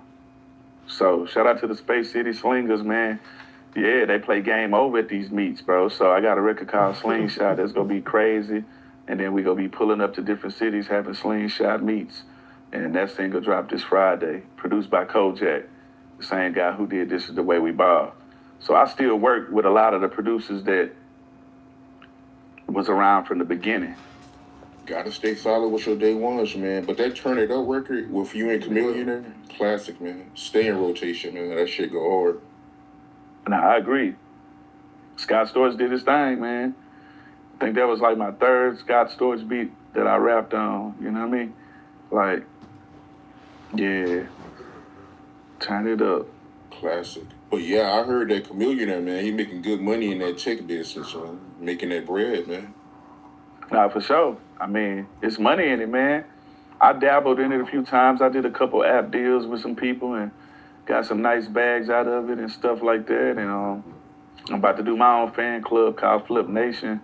And it's going to be crazy, man. So we going to be offering different opportunities and packages with the fans and family and giving them opportunities, man, to win and auction and bid and different things. Because I got a lot of memorabilia, bro, from my videos. I still got the Burberry Air Force Ones from This Is the Way We Ball. So I feel like instead of me just putting everything I got in a museum, I feel like it'd be dope to have let some of the fans get an opportunity to win some of these things or buy them or, you know, and then I paint too. I got a lot of paintings I painted, and I got shoes and stuff I painted, and I got a lot of different stuff, man. We about to get real. We about to, we finna shake up some when it comes to artist to fan relationship. I'm about to make it even more personal. So just stay tuned for Flip Nation, man, because when it drop, yeah, I go see some shit that you never thought an artist would do for their fans. Mark my words. Looking forward to that, man. Naughty Girl. Hey, Sorry that come up, bro. stop. Well, That record came about Everybody me stop. simply just being label mates with Beyonce. Basically, we was on the same label, Columbia, and they was like, we got a Kiki, remix. We okay, need you on that's it. enough. And I'm like, what is it? Rick, It's Beyonce, stop. Naughty Girl. I'm like, all right, cool. They're like, she wants you on it. And here we go. We were supposed to shoot the video too for it. But it didn't happen. I don't know what happened, but it didn't happen. But I'm thankful, man. I still perform that record till this day. You know what I mean? So yeah, I still got to get my plaques for that. That album sold a lot of records. Did you know Beyonce before she blew up? I met them. I didn't know them like personally, but I met them. Hey. Let's see. Back when they was like performing, what was the record? I think it was when they first came out with the No. Like they actually came to my high school and performed to Worthing. But when they were on like one of their first tours or whatever, where was it? I forgot where they performed at in Houston though. They played my I Can Do That record at one of their shows, like, you know, so yeah, I'm always support Beyonce, man. You know, I appreciate that. And we in Third Ward right now. That's where she from. We in Third Ward. You know, shout out to Savoy. Best lamb chops in the world. I love it here. But when you come to H-Town, you got to go check out Savoy, man. You eat lamb chops? I eat lamb chops. Okay, cool, man. I don't know what you got going on after this, man, but my brother, DJ Hefner, which is Zero DJ, his birthday today, like 6 minutes away. Savoy's from here. Best lamb chops ever, man. I'm gonna treat you to some lamb chops, man, if you ain't got nothing going. Next interview, man, you gotta come out here, like between the next 3 to 8 months, a lot is gonna change. Like it's, like for me, like it's about to be like, it's already lit. Like I'm lit right now, but it's about to be Human Torch lit. Like it's crazy. I got so many different things going on, and I want to be able to show you my environment, you know, take you to where I grew up at and where I shop at and where, you know, I'll just show you the respect. Show you how, you know, yeah. If I'm not mistaken, you was in one of Erykah Badu videos, right? Yeah, when she called, I didn't believe it. You know what I mean? Like, yeah, she wants, like, it is Erykah. I ain't believe it. I like hung up. I'm like, this ain't no Erykah. You know, like, I ain't believe it. So, like, she was like, nah, this really Erykah. Like, I want you in my video. She was like, yeah, we got a part where you look through the peephole and you gonna have a cup in your hand. And Yo. the music go slow down. Y'all stop. It was screw. We go say screw. We go call Stop. it what it is. But how she explained it to me. Stop. And so in the video, that's me coming to the peephole, Stop. looking at, and then when she walk in, the music go, Lord, my life, it was screwed or whatever. So I think that was dope, man. I always got respect for Erykah Badu. She repping Dallas. Shout out to Dallas, by the way. The new Dallas, my bro Z and that dope. He just dropped the project, Mr. 14 Months. So y'all check that spot, Montana 700, and Free the Prince, man. We with Dallas, man. Dallas is our fan, man. I'm proud of them. I'm proud of what everybody doing out there. Stop. Like, it's not stopping, man. So shout out to Dallas, man. R.I.P. Mo 3.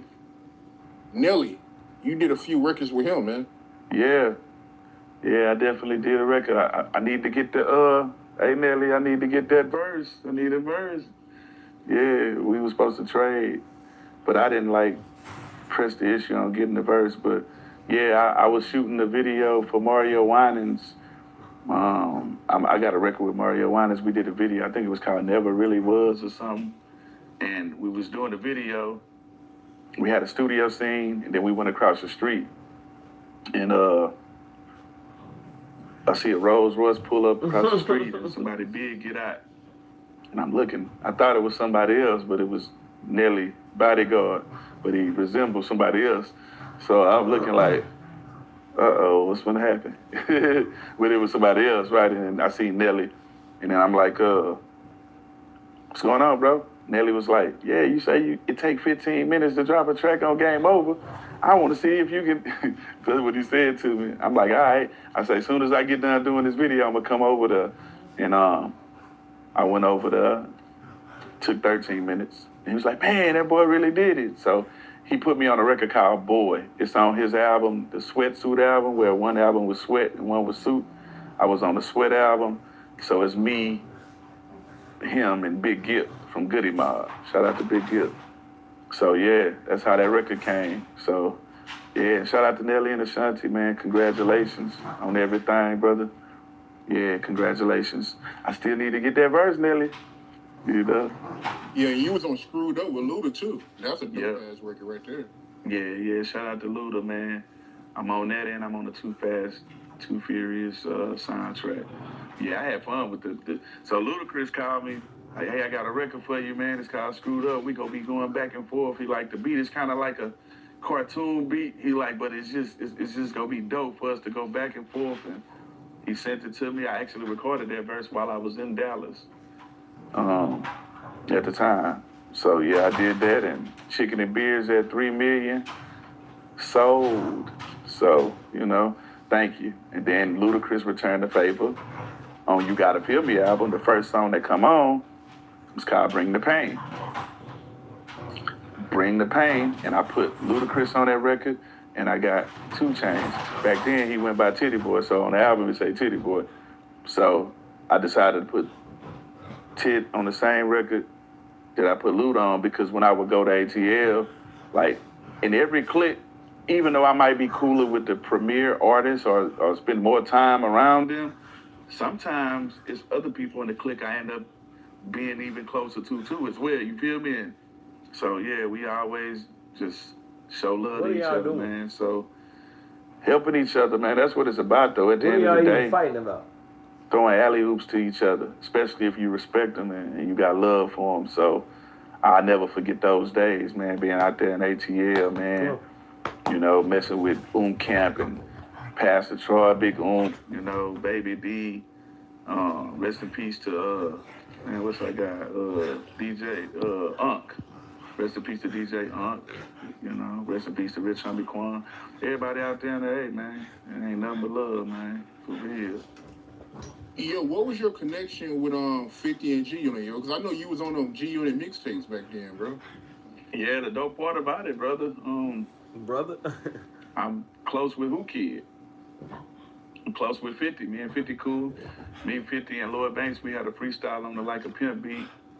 Buck, you know what I'm saying? Buck, my homie. So I'm on Buck's Welcome to Cashville. And me and Who Kid, we always been locked in. So he'll hit me, hey man, I got this verse, I got this mixtape, send me a verse. Like I got a record with, I think it's me, Butch Cassidy, and Snoop. It's like so long. That hey bro, that record's so jamming. So yeah, and I used to go to a lot of events with 50 and them, you know, whole G Unit, Yayo, Banks, all of them, man. We used to always be around. Like the people that I hung out with the most, like when I was on the East Coast, it was Dipset and G. That's who I was with the most. Yeah, and that helped. That helped give me respect and notoriety on the East Coast. All right, chill. Because I feel like this, if you want to prove something, you feel like you the GOAT or you great or you dope or whatever, you need to rap next to the people who people deem, you know, greats and GOAT. So I'm like, okay, if I'm going to get New York to respect me and know that we got people that can, I'm a fool with the pen too, but off the top of the head, like freestyle and all this, that's a whole different stratosphere. And I've only got better. Like the new shit that I'm doing, like I got this thing called Flip Freestyle Fridays I put out. Like on Fridays, I'm about to bring it back. Season 1 is out right now. It's on YouTube. I had different guests come freestyle with me. But season 2 is about to be even doper. Like, because I got a new background and everything. I got my own corner at H-Town Bingo. It's a bingo hall. We got 3 bingo halls out here. And I got my own corner with Botany and Leisham sign. Like, I'm gonna show you a picture of it or whatever. Like it's crazy, man. So, you know, like I'm just all about diversifying, man. Like really letting people know I got talent, I got bars, like punchlines, metaphors. I can make music for ladies, make music for the streets. It's a lot of artists that put out music, they only sound comfortable making one kind of record. For example, like if an artist is just known for rapping for the ladies, if they try to be hard, people like, bro, you rap for the ladies. They don't. It's not as believable. You know what I mean? And then you got some artists, they can rap for the ladies, for the streets, and then it's believable. So it don't matter what you put me on. I can really talk that talk because I've been through a lot, and I ain't gonna sound out of place, out of character, because I done it all, man. Pimp C, yo, how was he, yo? Like, how was he as a person, man? He was a cool dude, yo? Definitely. That record I did coming up is Pimp, Zero, and me on that record. I perform that record when I do shows too. The crowd, they love that. Shit, fire. But Pimp is a person, man. Thank you, brother. Yeah, Pimp is a person, man. He gonna speak his mind. I always had the same attitude and energy when I saw him. Happy to see me. Hit you with some slick words of motivation, and just tell me he proud of me. Even his Mama West, R.I.P. to both of them. Like, I learned a lot about booking through her. You know, I used to go to some of their shows and stuff. Because UGK, man. it's a lot of women that might be mad about like one of them lives that I posted the other day, but it's true, bro. And at the end of the day, me saying that is weeding out all the women that's wrong for me. So any girl that's mad at me for saying what I said the other day, you know what I'm saying? It just means that girl ain't for me. Yeah, you know what I'm saying? Those girls ain't for me. But shout out to every woman though, you know what I mean? But what I'm saying, nigga, is gonna put men back in control of the narrative. You know what I'm saying? And it's not gonna be like, you know what I'm saying? Call me soft. I could care less, bro. I'm just telling y'all why ain't nobody get married these days. You know what I'm saying?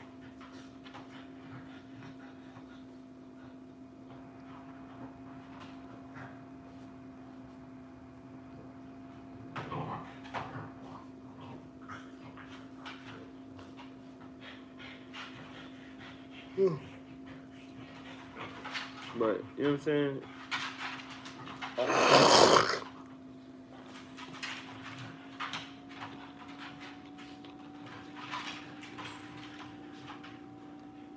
It's rotten apples on both sides of the private parts, though. So,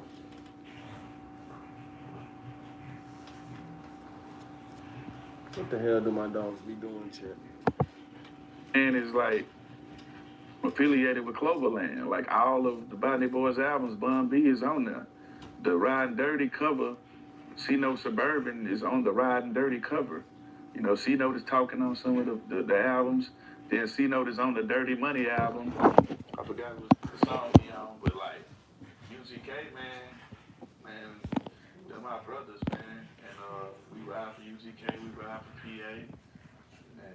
And it ain't nothing but love. But Pep was always a person that showed love to me. Spoke his mind. Always fly. I want to smoke again. And just always tell me, I'm proud of you, boy. Hey, don't stop, Jack. Don't stop, Jack. Keep your foot on their neck, Jack. You know what I'm saying? Keep keeping the right things in style, man. You know what he said? He said, man, hey, man. Be in style, man. You know what I'm saying? So, we miss Pimp, man. R.I.P. to the Pimp. How was that like for you when he passed, yo? When you got that news?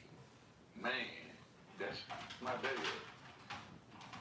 Yeah, I was like, dang. Yeah, that messed my day up, man. Pimp C passed, and man, I was like, damn, this crazy. And then when he had got out of jail from his last bid, like, I met him at the studio, and he did a verse. What was the record? I had a record called Use a Trick, and I ended up putting Pimp. And I think I put Bun on it. But yeah, both of them on it. And he had all kind of people that wanted verses from him. Rex, stop, bro. He just go on there, write on his tablet, boom, boom, boom. Go do the verse. Come out the studio, rip the paper up. Who next? I got a new phone screen and cracked it again, messing with these dogs, bro. You like it? It's cool? All right, boom. Rip the paper up. Like, so, man. He Should have always bought a been case. a stand-up guy to me, man. Ain't never did nothing funny or flaw to me, so I forever salute Pimp C, man. In every show I do, I make the crowd say Smoke something, and I make them say his name. I keep their name living on every show. The DJ Screws, the Pokies, the House, worldwide. And you was real close with his mom, right? Correct, Mama West. Yeah, before she died, she was on her deathbed, brother, in the hospital, and she was like, I want to talk to Flip. Like, literally. She wanted to talk to me Bruh. before she passed away, and she just told me, Stop keep doing your eating thing. stuff. Keep your eyes open. Stop I love eating you. stuff. Thank you for everything. Like, literally, that's the first Everything's time not somebody for has you to ever eat. called me, Come here, nigga. like, right before they passed. Like, Come here, buddy. Like, yeah, so I never forget that, and yeah, I always say R.I.P. to Mama West as well. You know what I mean? Like, these people. It's weird though, cause like People did great to live on. It takes the right people saying their names and having it documented. hold on. Telling how great of people they were and what they did for them. So, R.I.P. to Pimp C, R.I.P. to Mama West. And I heard that she used to book you for a lot of UGK shows. She booked me for a nice amount of UGK shows, and then she used to book me for other shows. Sometimes she'll book me, like, because to book everybody at one time is going to cost way, way more money. You know what I'm saying? But, like, let's say she books UGK and Appaloosas. Then the next month, okay, hey, y'all need to get Flip. So behind the scenes, man, like the dope part about the Texas community and the artists and promoters and managers and club owners, and we throw each other alley-oops. It's enough money for everybody. You know what I mean? Like, it's just how it goes. You know what I mean? Behind the scenes, hey, man, these people want to book you. Hey, y'all need to book Zero after y'all book me. Hey, y'all need to book Power. Y'all need to book Key. Like, we just throw alley-oops to each other behind the scenes, man, and it's really a camaraderie. And the unity that we have now, like it's way more unity. People grown, people making grown-up decisions for the most part. You know what I'm saying? And like That nigga Stunner 4 Vegas had Paul Wall, bro. We want to live and leave generational wealth for our His kids, wedding. and our grandkids, and all that. So everybody. That's legendary. We on some grown man time, man. So we go eat together. Or, hey, Paul Wall is definitely one of the reasons motherfuckers got grills, bro. How did it come about with DJ Screw giving you that nickname, Freestyle King? Well, that comes from me freestyling for him outside. What was it? That was Club Unique. Club Unique. Outside freestyling in front of him, rapping about all kind of stuff, and then he just saying things and telling me to rap about it. Then I'm rapping about things he got on. And a few of the DJs that's affiliated with him used to be at my rap battles, and they would tell him about me and all that. And it would just always be, man, this boy cold. And he came to a few of them, and he was like, nah, bro, you the king. He like, bro, that sound like you wrote it. And I'm like, bro, I ain't writing it. And he crowned me the Freestyle King, gave me a plaque in 2000 on St. Patrick's Day at Club Connections. I still got the plaque. So St. Patrick's Day, you know, we always turned up, man, you know, for multiple reasons. But that's the day DJ Screw gave me my plaque. Screwed Up Click. Freestyle King. How did you get good at freestyling? Like, what's the art behind it? Well, it's an art behind it, you know. It's the art of dialogue, you know, behind it, you know what I mean? But, like, one thing when you're getting into the music industry before you can afford to buy beats or whatever, or when you just want to practice, we rap over other people's beats. So then a lot of the records, like the older people used to play around me, when those R&B records go out for Gap Band songs, or they got the extended mix where it's like 2 minutes a beat, I just find myself just freestyling, rhyming to this, put my own words to it. I read a lot of books, watched a lot of movies. I learned a lot. The elementary that I went to was a very prestigious elementary. Like, it's a place called River Oaks in Houston where it's a prestigious area. I went to elementary there.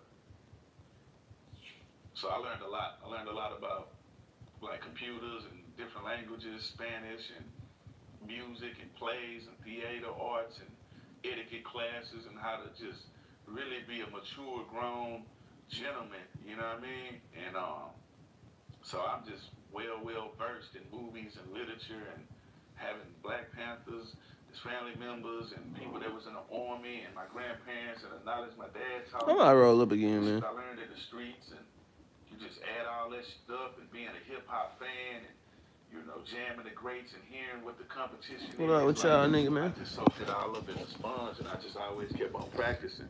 See, when I was doing a lot of freestyles and mixtapes, that also was a form of exercise for me, because what that did, it allowed me to rap on so many different tempos. Different tempos, different styles. So I'm like, man, I can rap on this. Like, it don't matter what the beat is, I can figure out a cadence, to rap to it. So it just come from practice. It just come from educating myself, being knowledgeable, because a lot of people, when they try to freestyle, they run out of to talk about it or to say. And I ain't gonna run out of nothing, because I know a whole bunch of Can you better rap? Yeah, I used to do that. I used to battle rap, but the way we battle rap out here is just off the top of the head freestyle. So I won like trophies, cash. We used to go to different people's neighborhoods and battle. Man, I got 1,000 on my guy. I got 1,000. You know what I mean? Like, that's what I used to do. So that's how we battle. So I'm a huge fan of the battle rappers, man. Like, I'm cool with almost all of them. Like, you know what I mean? Like, I was in Kansas. I had a record. This was a concert. Yeah, I had a concert out there, and my guy Chauncey Clyde brought me out there, and the battle rapper A Ward. Like that was you about crazy. to smoke. I was out there in Detroit, and I was out there in Michigan. What you about to smoke? Pontiac. I was in Pontiac, but I flew into Detroit. But I was in Pontiac, Michigan with Ill Will. I'm cool with Reed Dollars. You know what I mean? He affiliated. We did records together. He down with the Clover G's. Easy the Block Captain, his first album. The faster that the world realizes that everything that's being promoted is unhealthy, bro, that's when the world can start switching. Free Cash Star, free my bro Cash Star. It's like I'm cool with all of them, man. Like, I'm talking about, you name them, man. Loaded Lux, man. I guess I'm trying to... Man, just... Everybody smack. I be going to the events, man. Like I say, do flipping the coins, you know what I'm saying? Like, I support them. They got TBL out here. I went to some of the RBE events and flipped the coins, man. Free surf, free the wave. You know what I mean? So I love this, man. All them guys, man. I'm with them. Sometimes, and when I see the battle rappers, I'm telling them, I be like, I know Jay Mills, we cool. Like, I'm like, I know y'all jam my music and y'all fans of us, but I'm like, hey, when we be on tour, on the tour bus, I'll be like, hey, we be watching y'all. We fans of y'all too, you know what I mean? It go both ways, and it's very respectful, man, and I commend them. Hollow the Dunn, that's my guy. He used to stay out here. Like, one thing I tell the battle rappers, I be like, look, I commend y'all on remembering all them words. Because, man, listen, I ain't finna remember that I'm just gonna have to just go ahead and go off the top of the head, So I salute them, man. But I'm gonna bring my rap battle league back. It's called Lil Flip Rap Battle League. So I'm gonna bring it back. We had just said he just made that up. It sound like. And then the pandemic came and all that, but we gonna crank it all back up, bro. What's your top 5 disses of all time? Top 5 disses. Damn. I ain't gonna lie, bro. The pandemic was low key a little stamp in time. Like, for me, everybody that was living, bro. Number one gonna be hit 'em up. Yeah, like figure out about it. You feel me? Like that know about the pandemic is like every time you say pandemic, it's gonna take you back to that time where like, damn, that was actually a time, bro. Hit 'em up. It seems foreign now, but that shit was real. Let's see. You gotta put Ether in there somewhere. Gotta put Takeover in there somewhere. Like, niggas was really dying, bro. Jada and Beanie Siegel, when they was going at it, boy, they had some, they was going at it. Oh, yeah, that was they had to, yeah, they was going at it hard. And then 50 got to be in there somewhere. 50 had some, man. Nigga, you and T.I., yeah, nigga.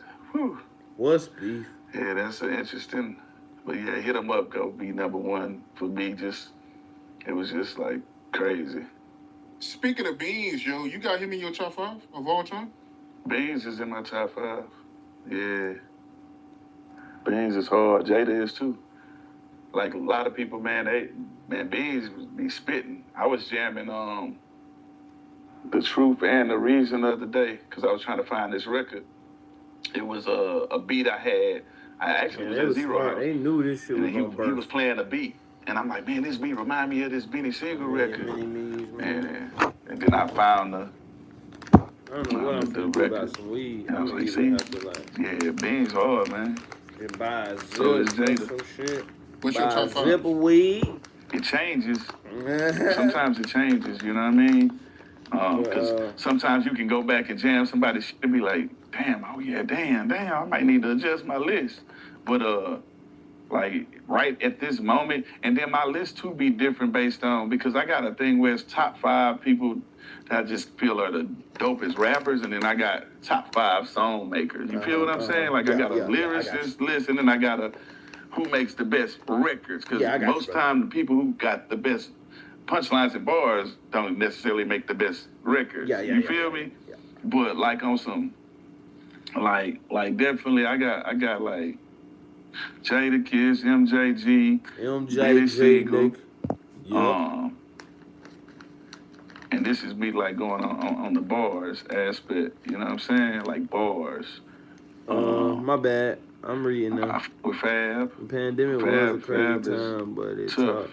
Hey yo, Alex C, bro, you used to be subscribed to my Twitch channel. And he just really jumped on my list higher. Yeah, for sure. It also drove a lot of people crazy and made a lot of people figure out that they don't like to be by freestyle. themselves. I think he was on there. Man, y'all people got to stop sleeping on Sci-Hi the Prince. We don't. Oh, he fired. Hey, that dude, man, he be saying some shit. I be like, damn. I forgot the name of his album. No Drug Sales on Sundays or No Dope on Sundays. His album he put out.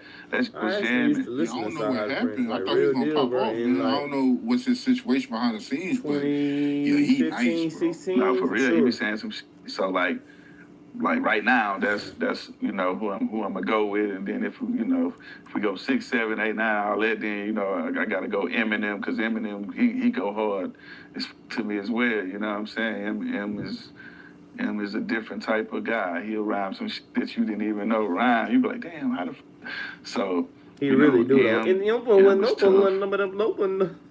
M is super tough, and a dude who really slept on, man, who got some balls, man.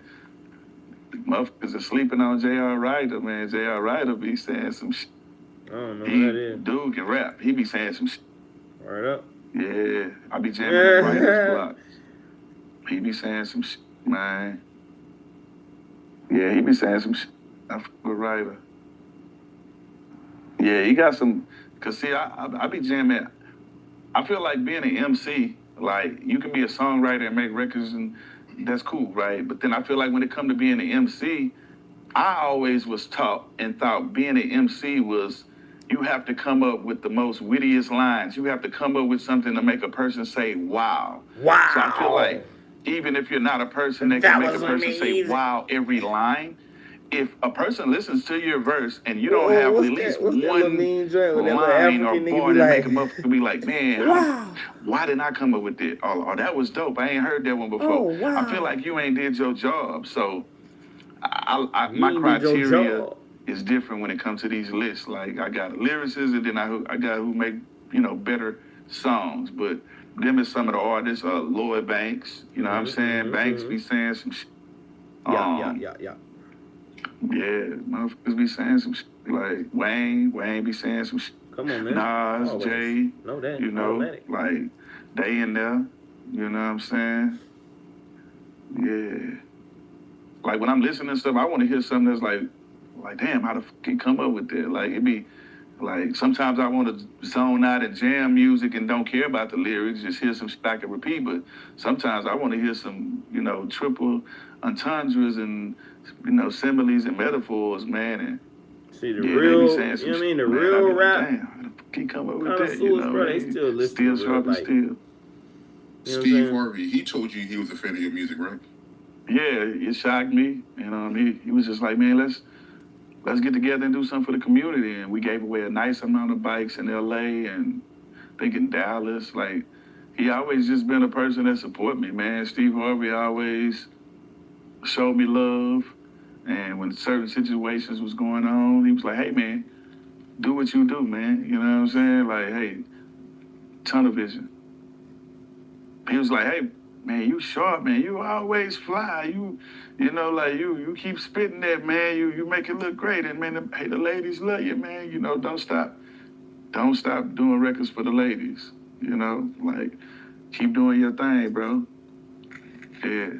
And Snoop, he showed you love too, right? Yeah, Snoop, man. Snoop did some of the realest for me that anybody, man, done in the industry for me. This is about probably 2000. I don't know who was fighting, but they was watching the fight on their tour bus. So I go on the bus, Snoop, Dash, Corrupt, they watching the fight. Soon as I get on the bus, Snoop say, I can do that. And I was shocked. I'm like, how the hell he know I can do that? You know what I mean? So it was just crazy, you know, to hear Snoop tell me I can do that. Same way when Floyd Mayweather first saw me, he said, Flip, you know what I used to ride around in my Bentley jamming? I'm like, what? I can do that. Every time I see Floyd Mayweather, he'd be like, I can do that. So like Snoop and Floyd, you know, I salute them. And Snoop, when I had the Game Over record, I'm in New York. I don't know, I think he was at Carson Daly or something like that.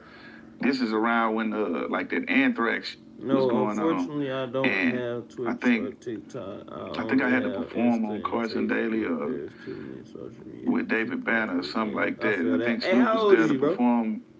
Either he was on somebody else's show, but it was all in the same building or whatever, okay? And pretty much Dialogue. I'm like, hey, I'm gonna be in the studio, man. He like, I'm gonna slide by. And he smoking in that motherfucker. I don't know if we was I don't know what building it was, ABC, NBC, whatever. I'm like, damn, that boy smoking in the ABC. You know, it's just so interesting when, you know, you see certain people that just don't give a damn. They gonna smoke anywhere, man.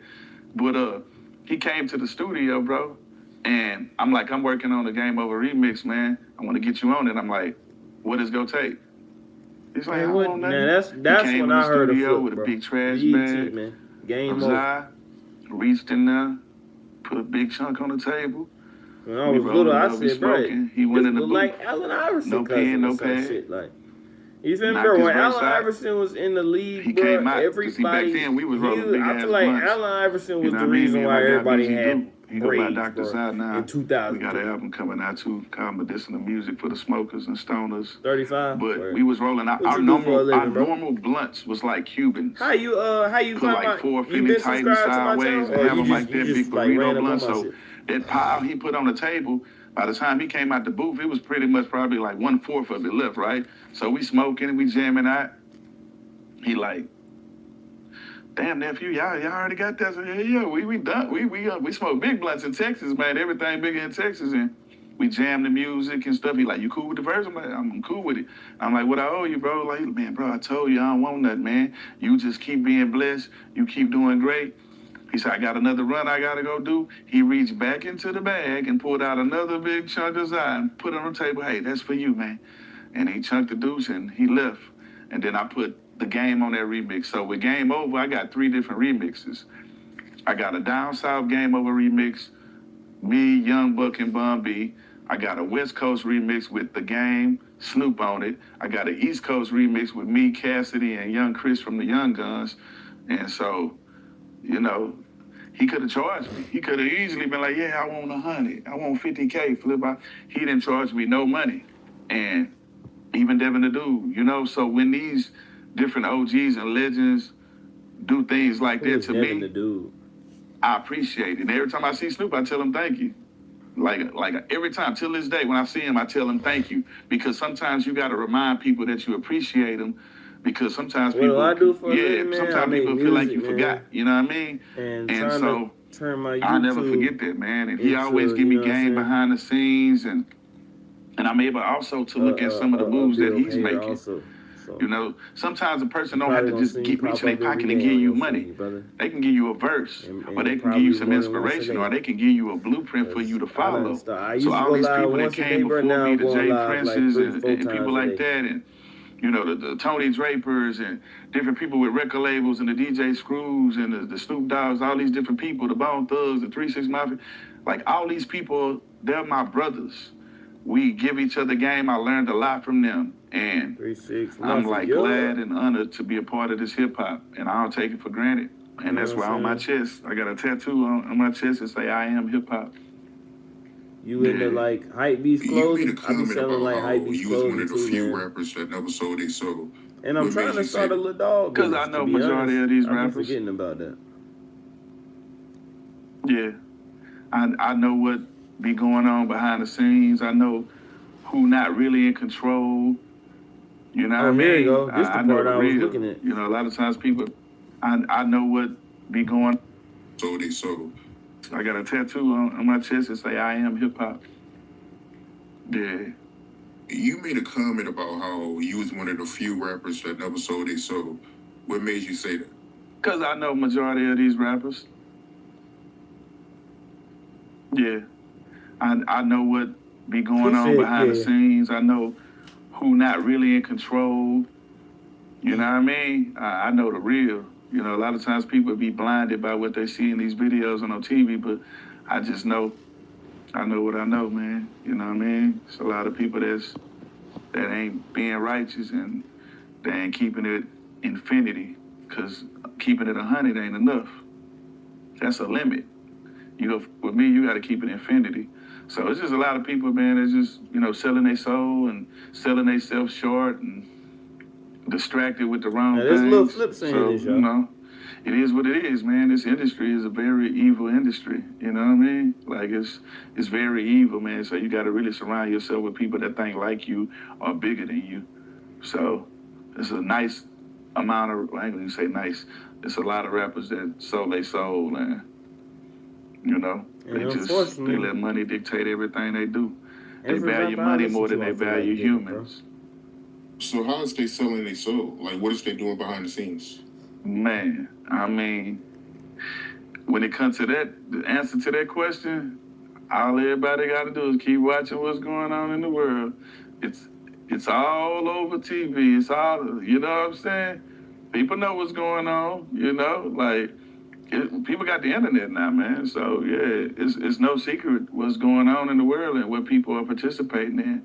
And I ain't participating in no bullshit. If it ain't righteous, I don't want to be a part of it, man. I'm not gonna snake my people. Okay, now here's my thing though. Ain't Flip a killer? That's not righteous. You feel me? So it's like, nigga, I ain't gonna snake my people, and in a way, you still sold your soul. If you did anything outside of the word of God for some money, or you feel me, any type of agenda, that's bad, nigga. You sold your soul. Yeah, that's what I think. I can't sell my people out, and I ain't gonna sell myself out. Fame ain't that important, man, for me to just do anything. It's cool. I'm used to the attention. Yeah, that's crazy for me to hear you say that, man. So rappers is really out here selling their soul for success. That's a real thing. For sure. Yeah. Behind the scenes selling their soul or snaking somebody who deserves opportunity. You know? Let me ask you this. Have you ever been approached to do anything out of pocket? I've been approached to have somebody come to my house and pray. And yeah, like, hey man, this guy, yeah, he's like he gets spirits out, and you know, he wants to come and pray. I'm like, nah, I'm cool. I want to continue to pray the way I've been praying. I don't know who he believe in and what he believe in, but he can't come in my house. So, yeah, peace. Mm-hmm. I kept That's why I God done and got what I real got going particular on. about who come in my career, bro. I kept God. I keep God and what I got going on. I The don't eaters is not love money. allowed, bro. I They talk for carry too much myself. I spirits on them. come from a family that programmed me As and much as trained me I to kind of be hate saying that, out bro, in this the world and eaters out are in the not streets and allowed here knowing no how to more, bro. maneuver. So The you can't witches lure are me with not no money allowed or in my nothing like that. crib Like no meaning more, like bro. if I don't want to do the deal, I ain't gonna do the deal. The difference between me and a lot of Like, artists at this is point, bro, I started doing music I for actually take God. a bit with no My experience. grandmother Like, played the that's piano. I what was in I'm the on church. I right now. sung in the choir. I played the drums, played the piano, sung in the Not choir no for God. Went experience, to but different not churches just and like, sung you here and feel me? there. Right, Like, for you know when God, you had doing sex with a music in girl, bro, studios, you know, making gospel like, music, making hip hop. Like, you but feel I me? You can started tell the off doing difference music between a for girl that, God. like, So you know, she done had sex a few I'm not times, gonna but let money dictate every move she I ain't make really when it done got comes cracked to wide music. open. And then It's a versus, blessing for like, me to be able to you know what create. I'm saying? The Like a money is damn gonna egg. come. So I just pride myself in treating people right, and Versus, relationships outlast money. So you treat people right, and you move the correct way, you'll have longevity. So for any artist or that's good, anybody though. Can't that's give a up on music. hater or just It's a what fan makes or the world whatever go you round are, and makes people if you come feel together. like Sounds like you do a bit some of your favorite everything artists else. fell off, It will always pay off for sure, brother. sometimes you gotta just go You know take what a I'm trip saying? down there and link up with I them and gotta see how have at they least living. 5 sources of 'Cause income, bro. I can speak You for know the what I mean? artists that's in My dreams is Texas. expensive. You feel me? We still getting money. And rap ain't paying We the still bills right now. working. But We it still will. You know what I'm touring. saying? It will. We not broadcasting everything we do, but Like, it's we clear as winning day still that on God. I'm not gonna be mainstream. All these worldly things that's, You know what I'm saying? I don't So even I'm believe not even success really is worried real. about. I believe you work for a goal and you make it happen. Like, you know what I'm saying? I deprogram my mind from what people try to brainwash us into believing. So Me too, I'll be Flip. on some tunnel vision. Yes, sir. I don't know what exists. I just know God exists, and I know I'm gonna do what I gotta do to make sure when I go to sleep at night, how would God feel about how I handle my day? Will he feel like I wasted my day? Will he feel like I helped people? Will he feel like I wasted my talent? I took it for granted. So every day I just get up and I go at it, be the best I can be. So I don't know what anybody else got going on. I just believe in God. Yeah, that's real talk. feel But it me, was though, one Chad? comment Like- you made that stood out to me. Was when you said that 99% of the rappers in the industry is fake. Yeah, when it comes to artists, yeah, but the people that I've encountered, see, I can't speak on the people that I haven't met. So when I said that I'm speaking on 99% of the artists that I've met, they've done funny shit. But at the same time, yeah, I said mean, they I was do a gonna do this little and bit of didn't do that, everything, and but like, then God not will really too much. You put feel them me? like right around me. Like, my main thing you know is what I mean? the bread and And butter I'm trying to instead make of me is being YouTube. like bitter It's because just somebody everything else promised that I'm me, into. oh yeah, I'm gonna do this for you. I'm into it I just be because, like, all right, like, I just put you in my I was book as trying a to figure liar. out how I You know what I don't mean? spend my Because there's last people that'll dollar see on you it. in You know what I'm public. I saying? call it Hollywood talk. And Hey, what's the up, bro, best man? thing I'm I a ever fan of thought your of, music, nigga, man. We how gotta can do I something, man. Here, take stop my spending number. my money on Do you weed? take their number? Sell it. You know what They I'm don't saying? Like, answer. You know what I mean? when I was like, you They feel don't me? answer, but they might do an How can interview I and be like, stop yeah, spending Flip, my one of my money favorite on rappers. clothes? Sell But them. then they don't How answer can I their stop phone. spending my money And on then when they sneakers? see you again, it's like they Sell see the them. ghost. You know what I'm Hey, saying? hey, Find man, a take way my to number, man. I know we supposed to do be something. profitable about It's what's cool. going on. You know You what I'm saying? offered the verse. How I didn't can I ask you for find the a way verse. to You know get what I mean? paid So while I'm it's sitting cool, around doing man. nothing? People promise you all kind of shit How to in this monetize industry. my social You know what I'm saying? platform. You know what I'm saying? Like, and don't deliver. But I'm a solo artist, so I gotta depend on me. Everything everybody told me not to do worked for me. So whether a person keep their word about rapping or singing on the song, it's not gonna stop me from getting where I need to go. Cause I'm gonna go put the work in, and I put the work in already. Yeah, you also mentioned that, Nice, you know, Philly. you helped a lot of rappers. And once they got on, they went Hollywood on you. Oh yeah, for sure, for sure. Yeah, it's one that went super. It's one that went super Hollywood, man. I'm like, damn, bro, you really changed like that, bro. But like I say, man, I was prepared for it, man. I don't be surprised by nothing I see no more in this. So I just take that this face value, man. It is what it is, man. Yeah, that money shows your true character, man. Yep. And I'm gonna be the same whether I got it or I don't got it. Tight It Spilly. don't make me. Spiller. Real talk. How you feel about the people that Nigga say said real the talk. Houston rap scene fell off? From your point of view, what happened? I can't speak on what happened with anybody else's life. I kept doing music. No, in general. Chicken, but huh? Houston music. Fries but what I'm saying, I can't speak on what happened, meaning like I don't know what other people was doing in their life or whether you want to say the momentum to slow down or whatever. Everybody got their own different situations. Some people left labels. Some people, did tech stuff. Everybody had different reasons for why they did what they did, but for the most part, we all kept doing music. Sometimes when you don't have a major deal, you're not going to have the same amount of money spent behind your projects. And then so, the eighth gone in 2 days. A lot of these artists, they got their 5 deal, grams still was releasing records. Like, we still releasing records back to back and twice a year, whatever. But if it's not $1 million budget being spent on marketing and radio and ads and posters and, brainwashing you to know, hey, this album is out. Here's a billboard over here. Then it's going to look like you're not doing nothing. But like I say, success is subjective, you know what I mean? So we still working, you know what I'm saying? We still working, Jay. I just did a show with him. He brought me out as a special guest. He got a deal with Paul Masson, liquor deals and shit like that. Millionaire doing the text. Slim still living great, doing shows. Rose still living great.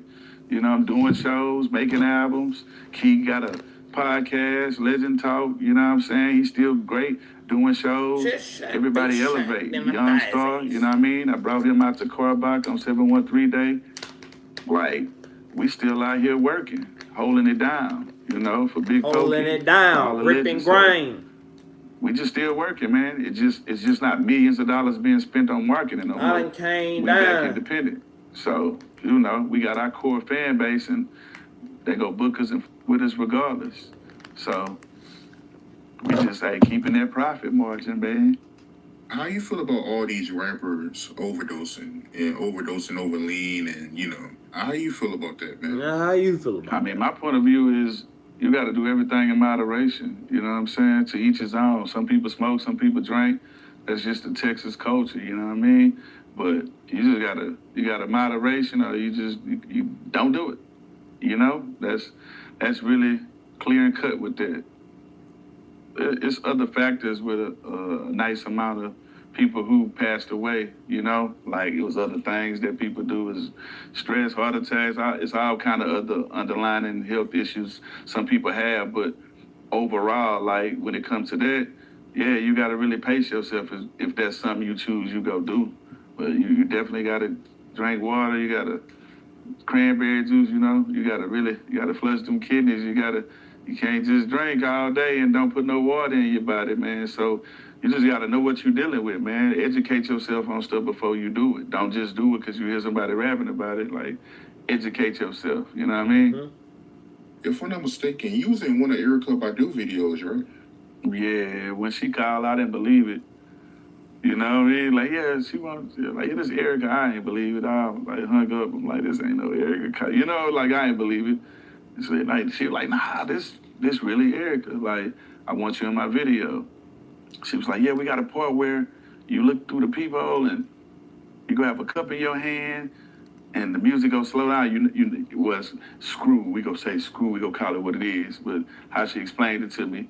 And so in the video, that's me coming to the peephole, looking at, and then when she walk in, the music go, oh, my life, it was screwed or whatever. So I think that was dope, man. I always got respect for Erykah Badu. She repping Dallas. Shout out to Dallas, by the way. The new Dallas, my bro Z and that dope. He just dropped the project. Well, Chris, now, nigga, lights, check Miss that Spring. shit out. Montana 700 and Free the Prince, man. We with Dallas, man. Dallas is our fam, man. I'm proud of them. I'm proud of what everybody doing out there. Like, it's not stopping, man. So, shout out to Dallas, man. R.I.P. Mo 3. Nelly, you did a few records with him, man. Yeah. Yeah, I definitely did a record. I need to get the hey Nelly, I need to get that verse. I need a verse. Yeah, we were supposed to trade, but I didn't like press the issue on getting the verse. But yeah, I was shooting the video for Mario Winans.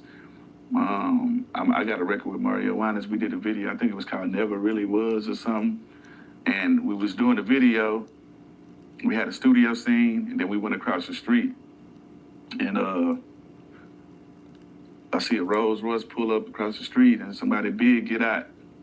And I'm looking. I thought it was somebody else, but it was Nelly bodyguard.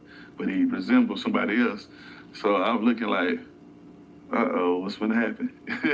But it was somebody else, right? And I see Nelly, and then I'm like, what's going on, bro? Nelly was like, yeah, you say it take 15 minutes to drop a track on Game Over. I want to see if you can.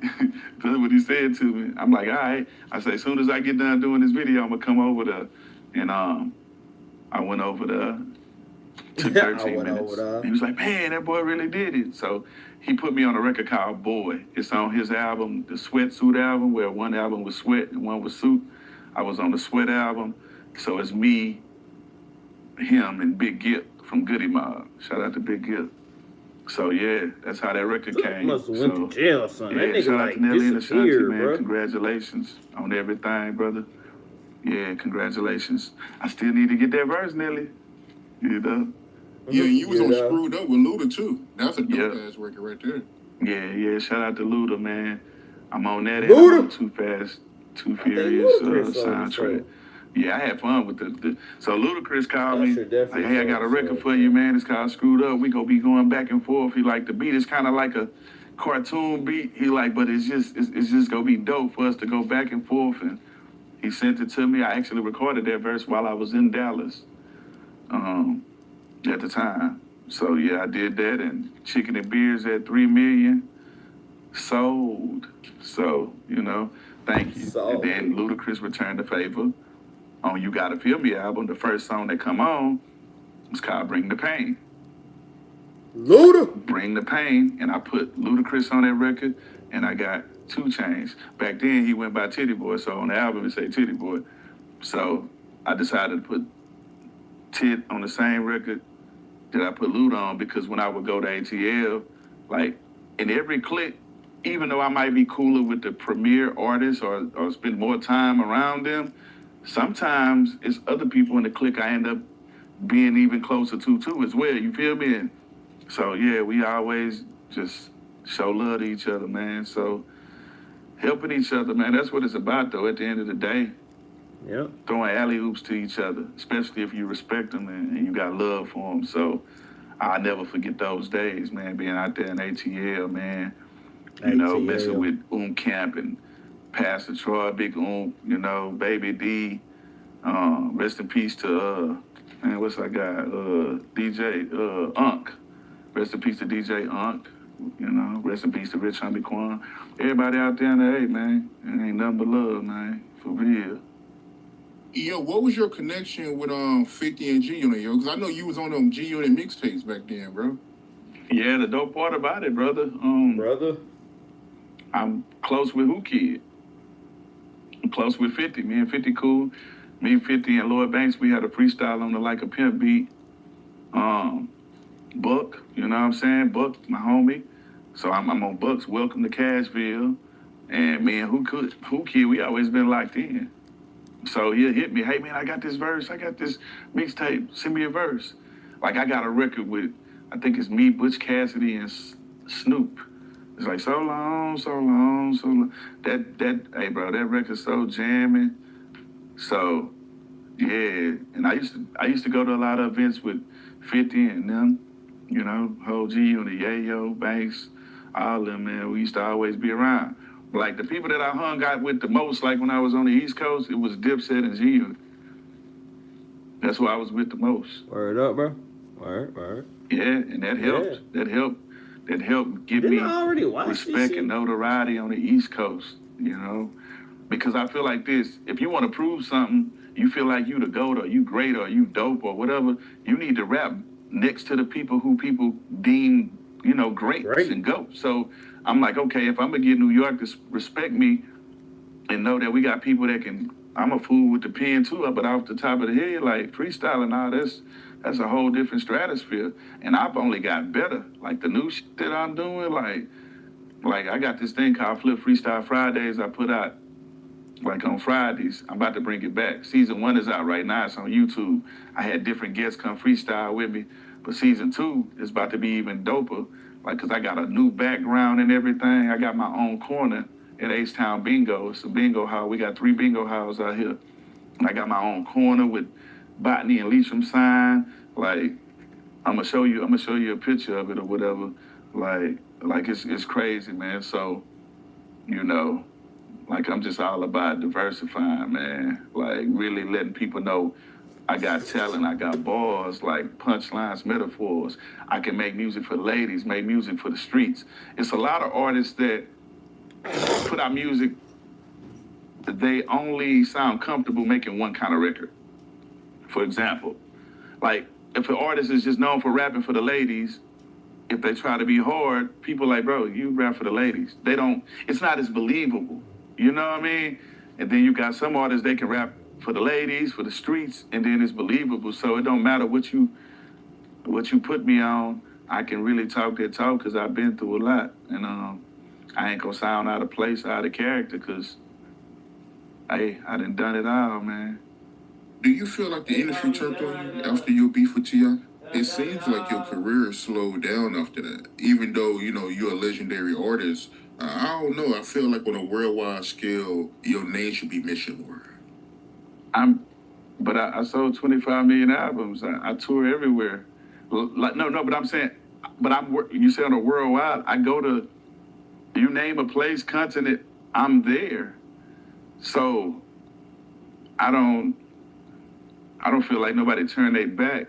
Just the way the industry is, like, I mean, there's always some haters, but I'm saying, the way the industry is, think about it. Just think about the system.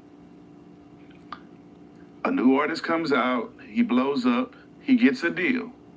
He's featured on everybody's records for like 2 years. You on this, he on that. And then the next 2 years, okay, now it's a new artist that blows up and gets a deal. And he's featured on everybody's records for 2 years. So it's a system to bring in the new guy, you know, get him on all the features or whatever, but it's all about what you do with it. I utilize music to open up other doors. So I still do music, but I'm doing clothing lines and apps and bingo halls and tattoo shops, jewelry shops, fighting teams, managing artists, rap battle leagues, books.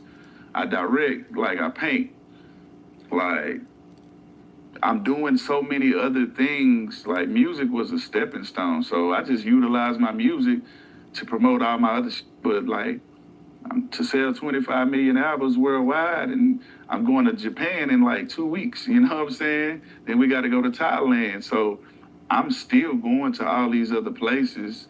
It's just not millions of dollars being spent for me to say, hey, look, I'm in Japan.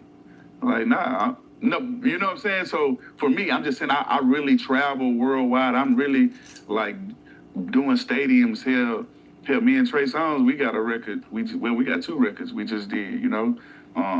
Prime Time, we got a record, and me, Trey Songz, and Maxo Cream got a record. Like, I'm doing so much, brother. Like, I don't feel like no blessings is taken away from me because I'm accountable. The only person that can stop me from being what I need to be is me. So for me, I don't feel like me personally, I don't feel like nothing because it's like this.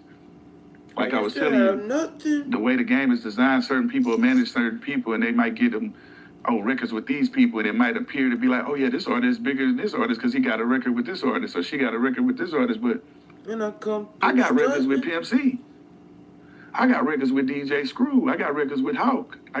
So sometimes people will try to make you feel like you're less than. Mm-hmm. Like, I hold Pimp C to the same regard that some people hold, you know what I'm saying, other artists, right? So for me, yeah, I got records with Screw and Pimp C and Big Mo and Hawk. Like, yeah, you know, so, and where we at and around the world, people idolize those people, you know what I mean? So Man, the way we living, man, if driving double R's, Cullinans, and black badges, and cyber trucks, and, I-8s and Sprinters, and, you know what I mean? Hey, man, if that's this falling off, man, well, bitch, I fell off.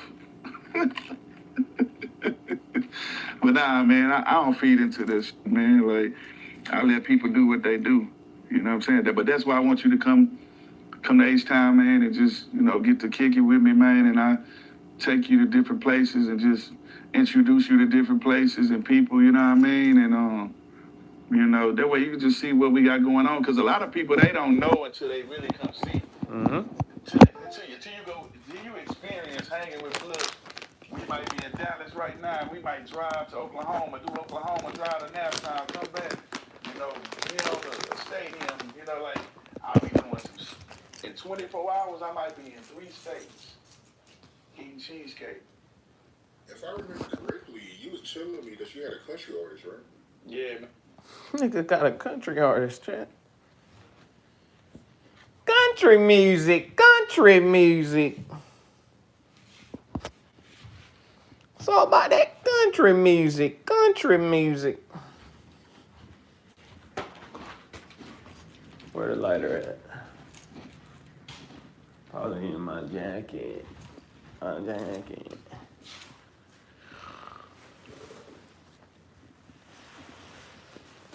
Chicken.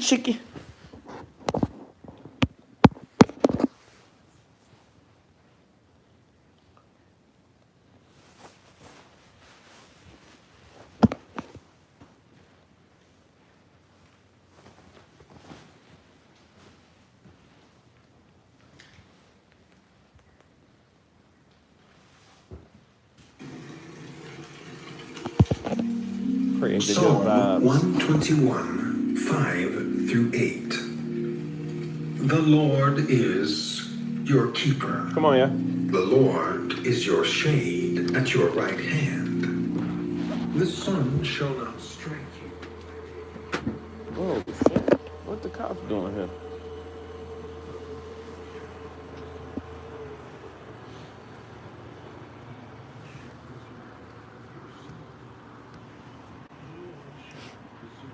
Who the hell they here to see?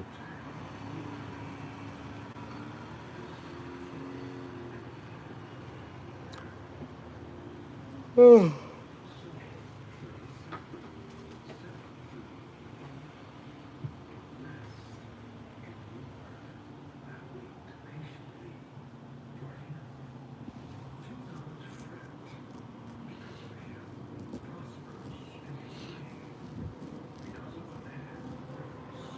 I need to go throw this doo-doo away.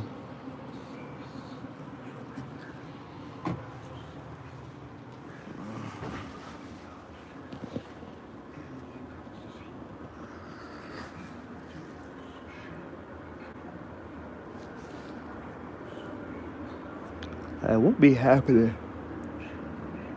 in my neighborhood, bro?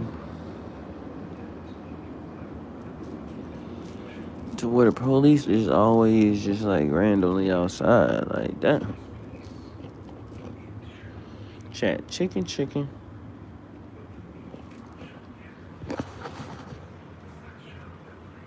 First shot, nothing sense.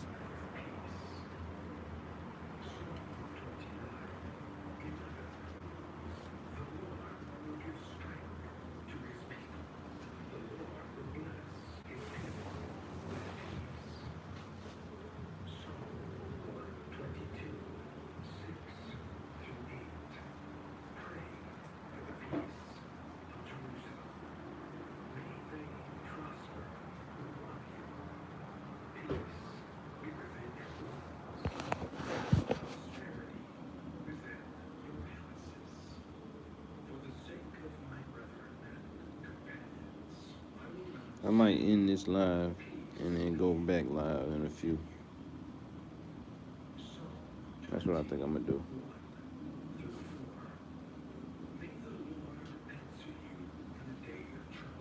Or I could just kick it.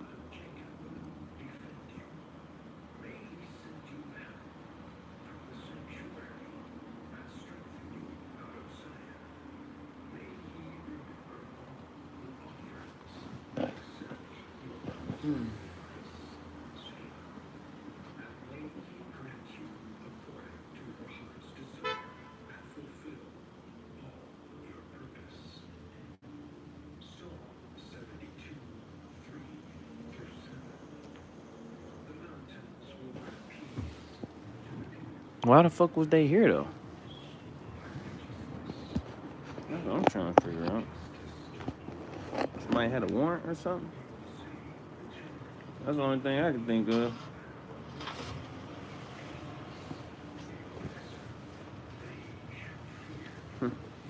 How you doing?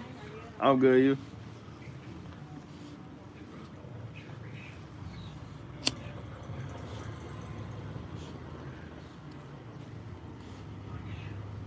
Chicken.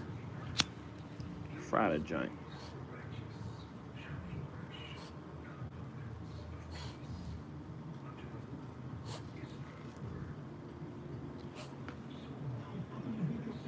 Let's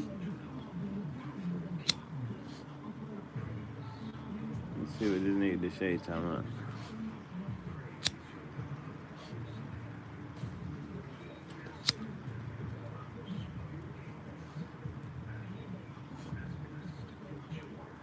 Who at my door?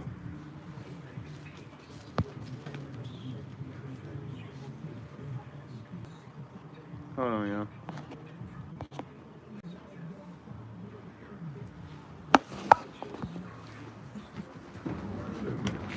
And delivers them out of all their troubles. The Lord is near to Check those see who what the hell have going on here. and saves such as have I hate when I Spirit. Psalm 119, 165 through 166. Great peace have those who love your law, and nothing causes them to stumble. Lord, I hope for your salvation.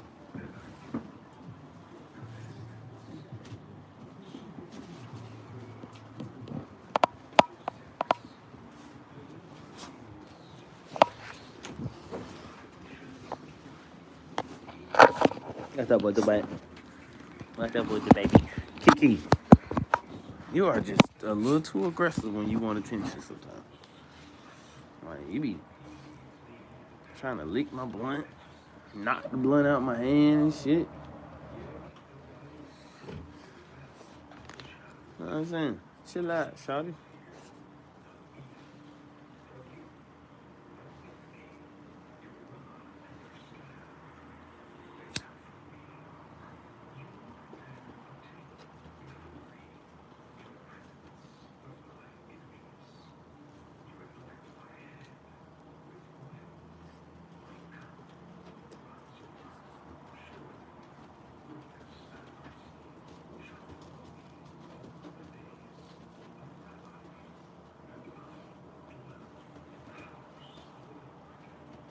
It's like, bro,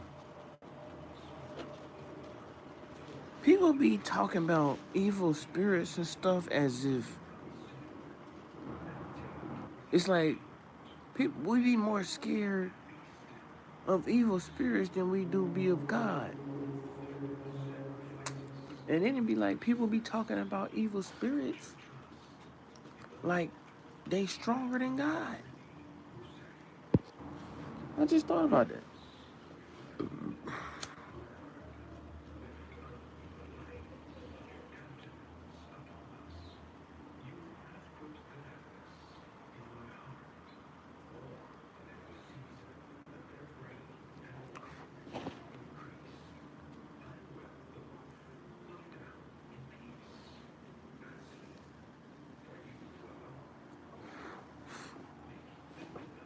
Chicken.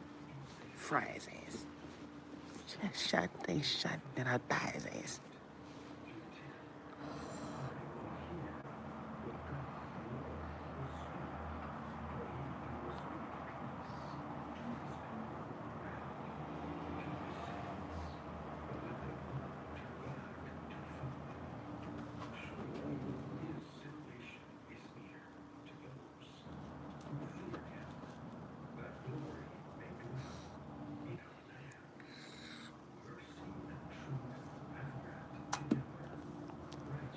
Shout out to Alex, man. W Alex in the chat, man.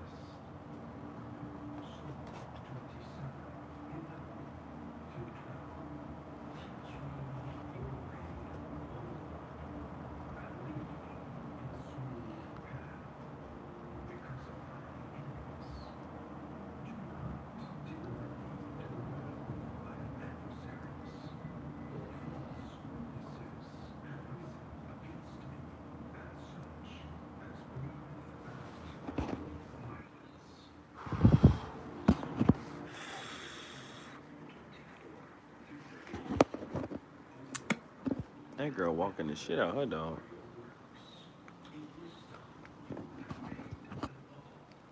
Unless that's somebody different. I think I see a dog with her though. Gotta be. Cause they both looking too.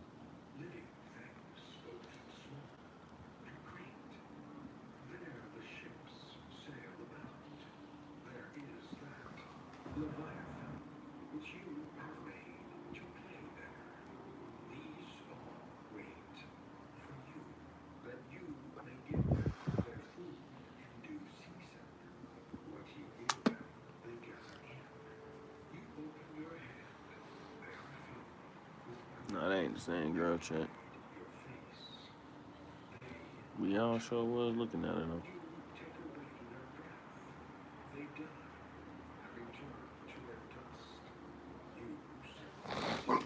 though. Shut up. Don't stop. Don't say nothing.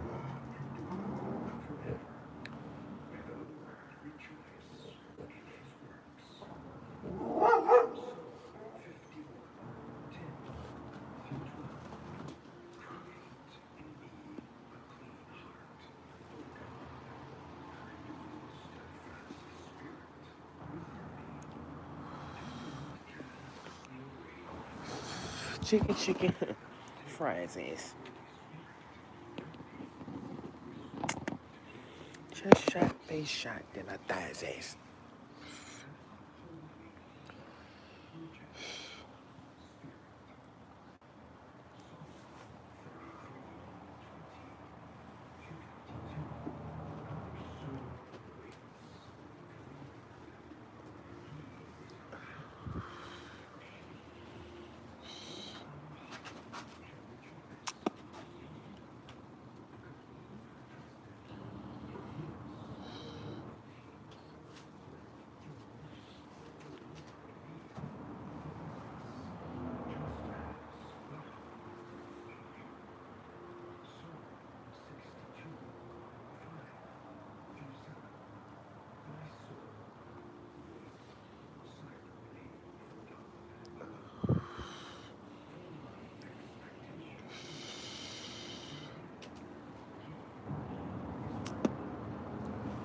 I had to really roll this motherfucking perfect, boy.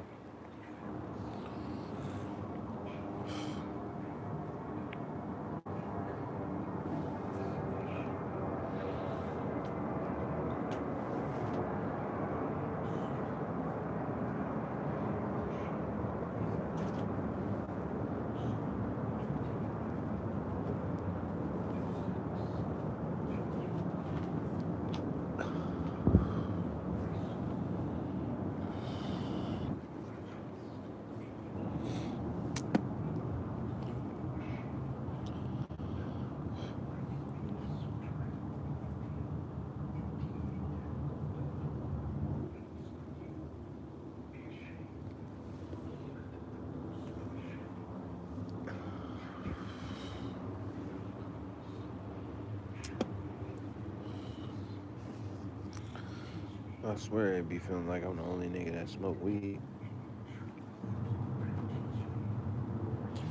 But like I know a lot of people on the backside of my neighborhood smoke. And I know that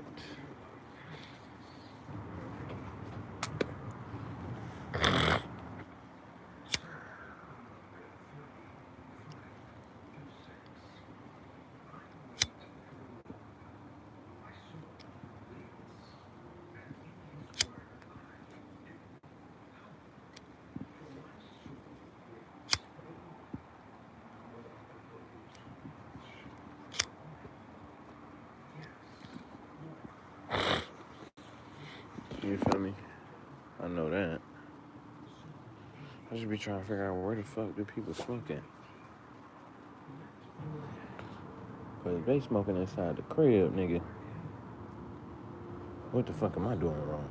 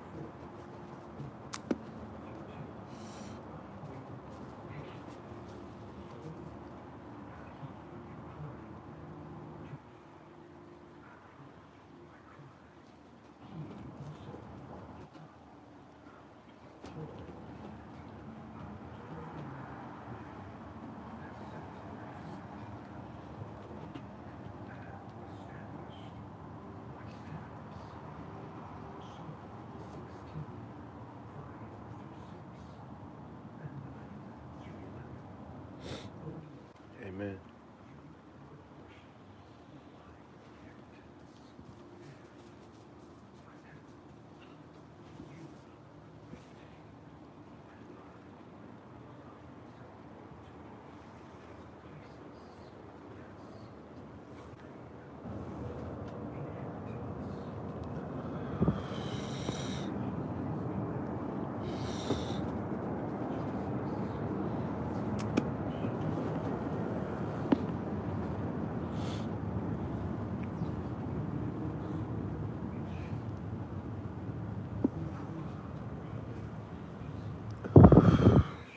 I just wasted that whole pool.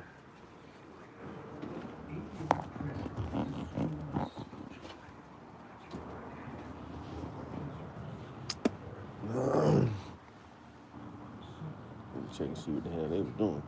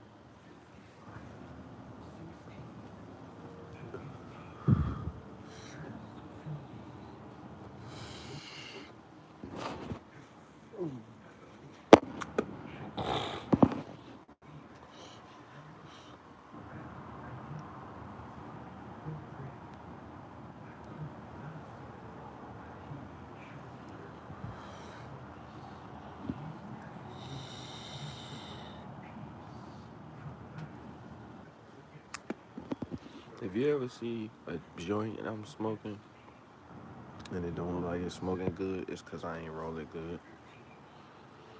Straight up.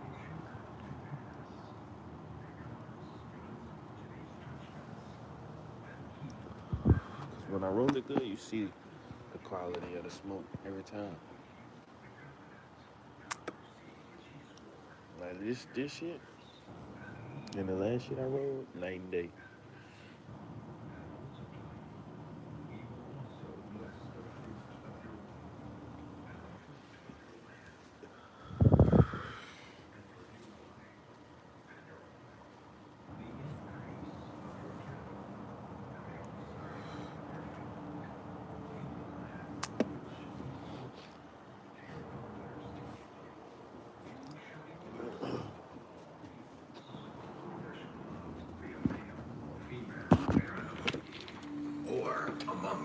livestock.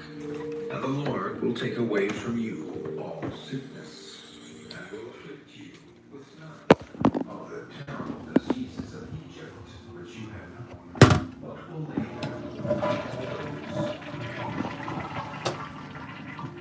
Job 33:25 through 30. His flesh shall be like a child's. He shall return to the days of his youth. He shall pray to God, and he will delight in him. He shall see his face with joy, for he restores to man his righteousness. Then he looks at men and says, I have sinned and perverted what was right. And Ain't it that did not common right there, profit Chet? me. He will redeem his soul from going down to the pit, and his life shall see the light. Behold, God works all these things twice, in fact, Nice and relaxing. 3 times with a man, to bring back his soul from the pit, that he may enlighten it with the light of life. Isaiah 57:15 through 19.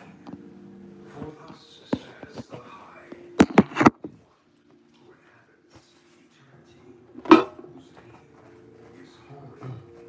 I dwell in the high and holy place, with him who has a contrite and humble spirit, to revive the spirit of the humble, to revive the heart of the contrite ones.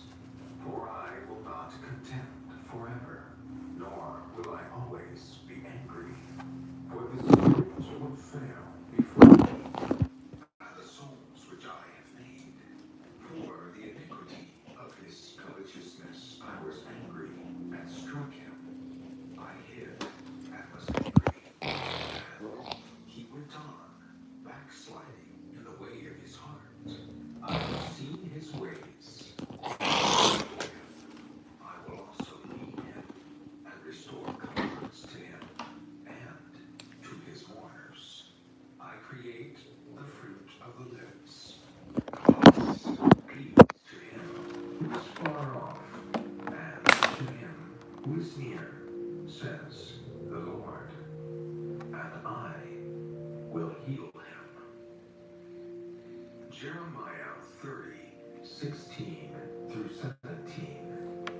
Therefore, all those who devour you shall be devoured, and all your adversaries those who plunder you shall repent, plunder, and all who prey upon you I will make afraid. For I will restore health to you, and heal you of your wounds, says the Lord. Because they call you an outcast, saying, This is Zion, no one seeks her. Malachi 4:2-3. But to you who fear my name, the Son of Righteousness shall arise with healing in his wings, and you shall go out and grow fat like stall-fed calves. You shall trample the wicked, for they shall be ashes under the soles of your feet on the day that I do this, says the Lord of hosts. Luke 6:17 through 19. And he came down with them and stood on a level place with the crowd of his disciples and a great multitude of people from all Judea and Jerusalem, and from the sea coast of Tyre and Sidon, who came to hear him and be healed of their diseases, as well as those who were tormented with unclean spirits. And they were healed, and the whole multitude sought to touch him, for power went out from him and healed them all. John 5:5 through 9. Now a certain man was there who had an infirmity 38 years. When Jesus saw him lying there and knew that he had already been in that condition a long time, he said to him, "Do you want You wasn't just right there to on be me, well?" bro? The sick man answered him, "Sir, I have no one to put me into the pool when the water is stirred up. But while I am coming, another steps down before me." Jesus said to him, "Rise, take up your bed, and walk." And immediately the man was made well, took up his bed, and walked. James 5:14-16. Is anyone among you sick? Let him call for the elders of the church, and let them pray over him, anointing him with oil in the name of the Lord. And the prayer of faith will save the sick, and the Lord will raise him up. Swag. And if he has committed sins, he will be forgiven. Confess your trespasses to one another, and pray for one another, that you may be healed. Swag. The effective, fervent prayer of a righteous man avails much. Revelation 21:3-5. And I heard a loud voice from heaven saying, "Behold, the tabernacle of God is Tabernacle, nigga. and he will dwell with them. You ain't no tabernacle. They shall be his people. You ain't tabernacling, nigga. Will be with them. And You be was their not God. tabernacling better than me, nigga. Will wipe away every tear from their eyes. What if a nigga just said that, There shall be what if somebody just said something like that to y'all, Jay? nor sorrow, nor crying. There shall be no more pain, for the former things have passed away. Then he who sat on the throne said, "Behold, I make all things." Hey, you tabernacling. And he said to me, "Right, for these words." Like, I feel like a damn parent right now. Nigga cutting up fruits for these dogs, check. 25. And they sitting here waiting on me. So he cried out to the Lord, and the Lord showed him a This tree. shit be tripping me out. When he cast it into the waters were made sweet. There he made a statue. You be surprised what you do for some pets, what? And there he tested them and said, Something "If like that. you diligently heed Cutting the up voice fruit of and the shit. Lord your God, and do what is right in his sight, give ear You know what I'm to saying? his commandments, and keep all his statutes, Like I'm finna put pack this shit in the school lunch. which I have brought on the Egyptians. For I am the Lord who heals you. Amen. 2 Chronicles 17:13-15. When I shut up heaven, and there is no rain, or command the locusts to devour the land, Y'all gonna enjoy this or thing. send pestilence. Let's do it! These Yeah! people who are called by my name will humble themselves and pray and seek my face and turn from their wicked ways. Then I will hear from heaven and will forgive their sin and heal their Yeah! Now my eyes will be open and my ears attentive to prayer made in this place. Psalm 103:2-5. Bless the Lord, O Bless the my Lord. soul, and forget not all He his keep benefits. jumping at the food, boy. Who forgives all your iniquities, who heals all your diseases, who redeems your life from destruction, who crowns you with loving kindness and tender Rex, you just mercies, be letting her take the who shit from you, satisfies bro. your mouth That with shit good is pathetic. things, so that your youth is renewed like the eagles. Psalm 107:17-18. through 20. Chew it. Fools. Do not just swallow that, Rick. Transgression, and because of their iniquities were afflicted. Their soul abhorred all manner of food, and they drew near to the gates of death. Then they cried out to the Lord in their trouble, and he saved them out of their distresses. He sent his word and healed them, and delivered them from their Make sure I ain't destructions. showing y'all my nuts.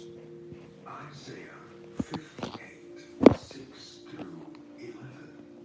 Is this not the fast that I have chosen?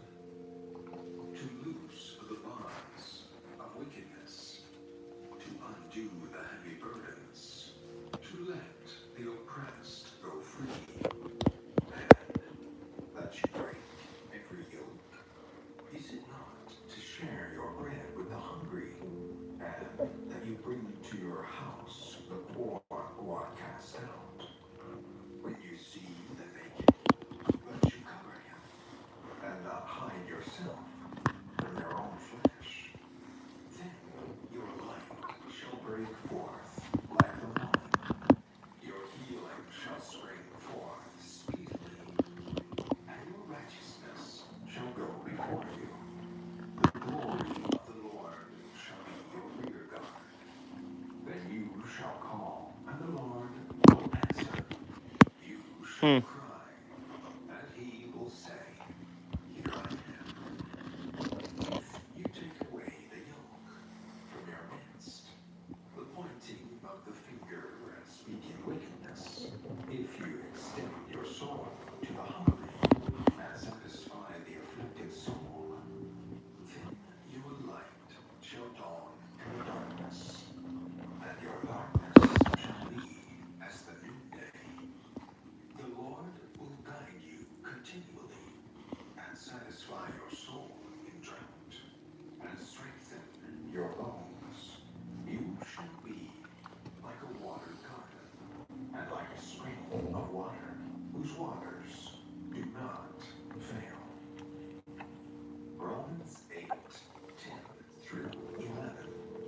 And if Christ is Good. in you, the body is dead because of All sin, right. but the spirit is alive because of righteousness. All right. But if the spirit of him who raised Jesus from the dead dwells in you, he who raised Christ from the dead will also give life to your mortal bodies through his All spirit right. who All dwells right. in you. Job 5:17 and 20. Behold, happy is the man whom God corrects.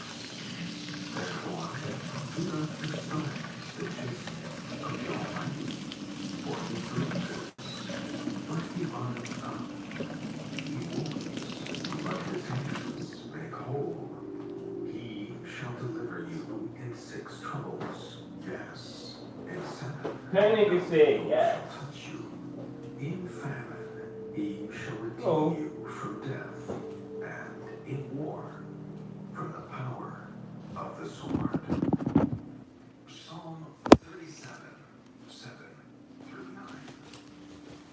Rest in the Lord, and wait patiently for him.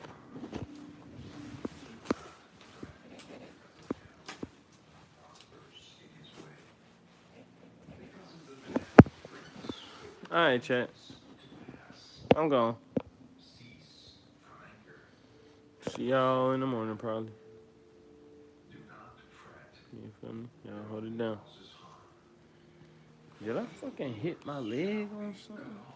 Yes, I did. Those who wait on the Lord, they shall inherit. Okay. Psalm 1. Love y'all, man.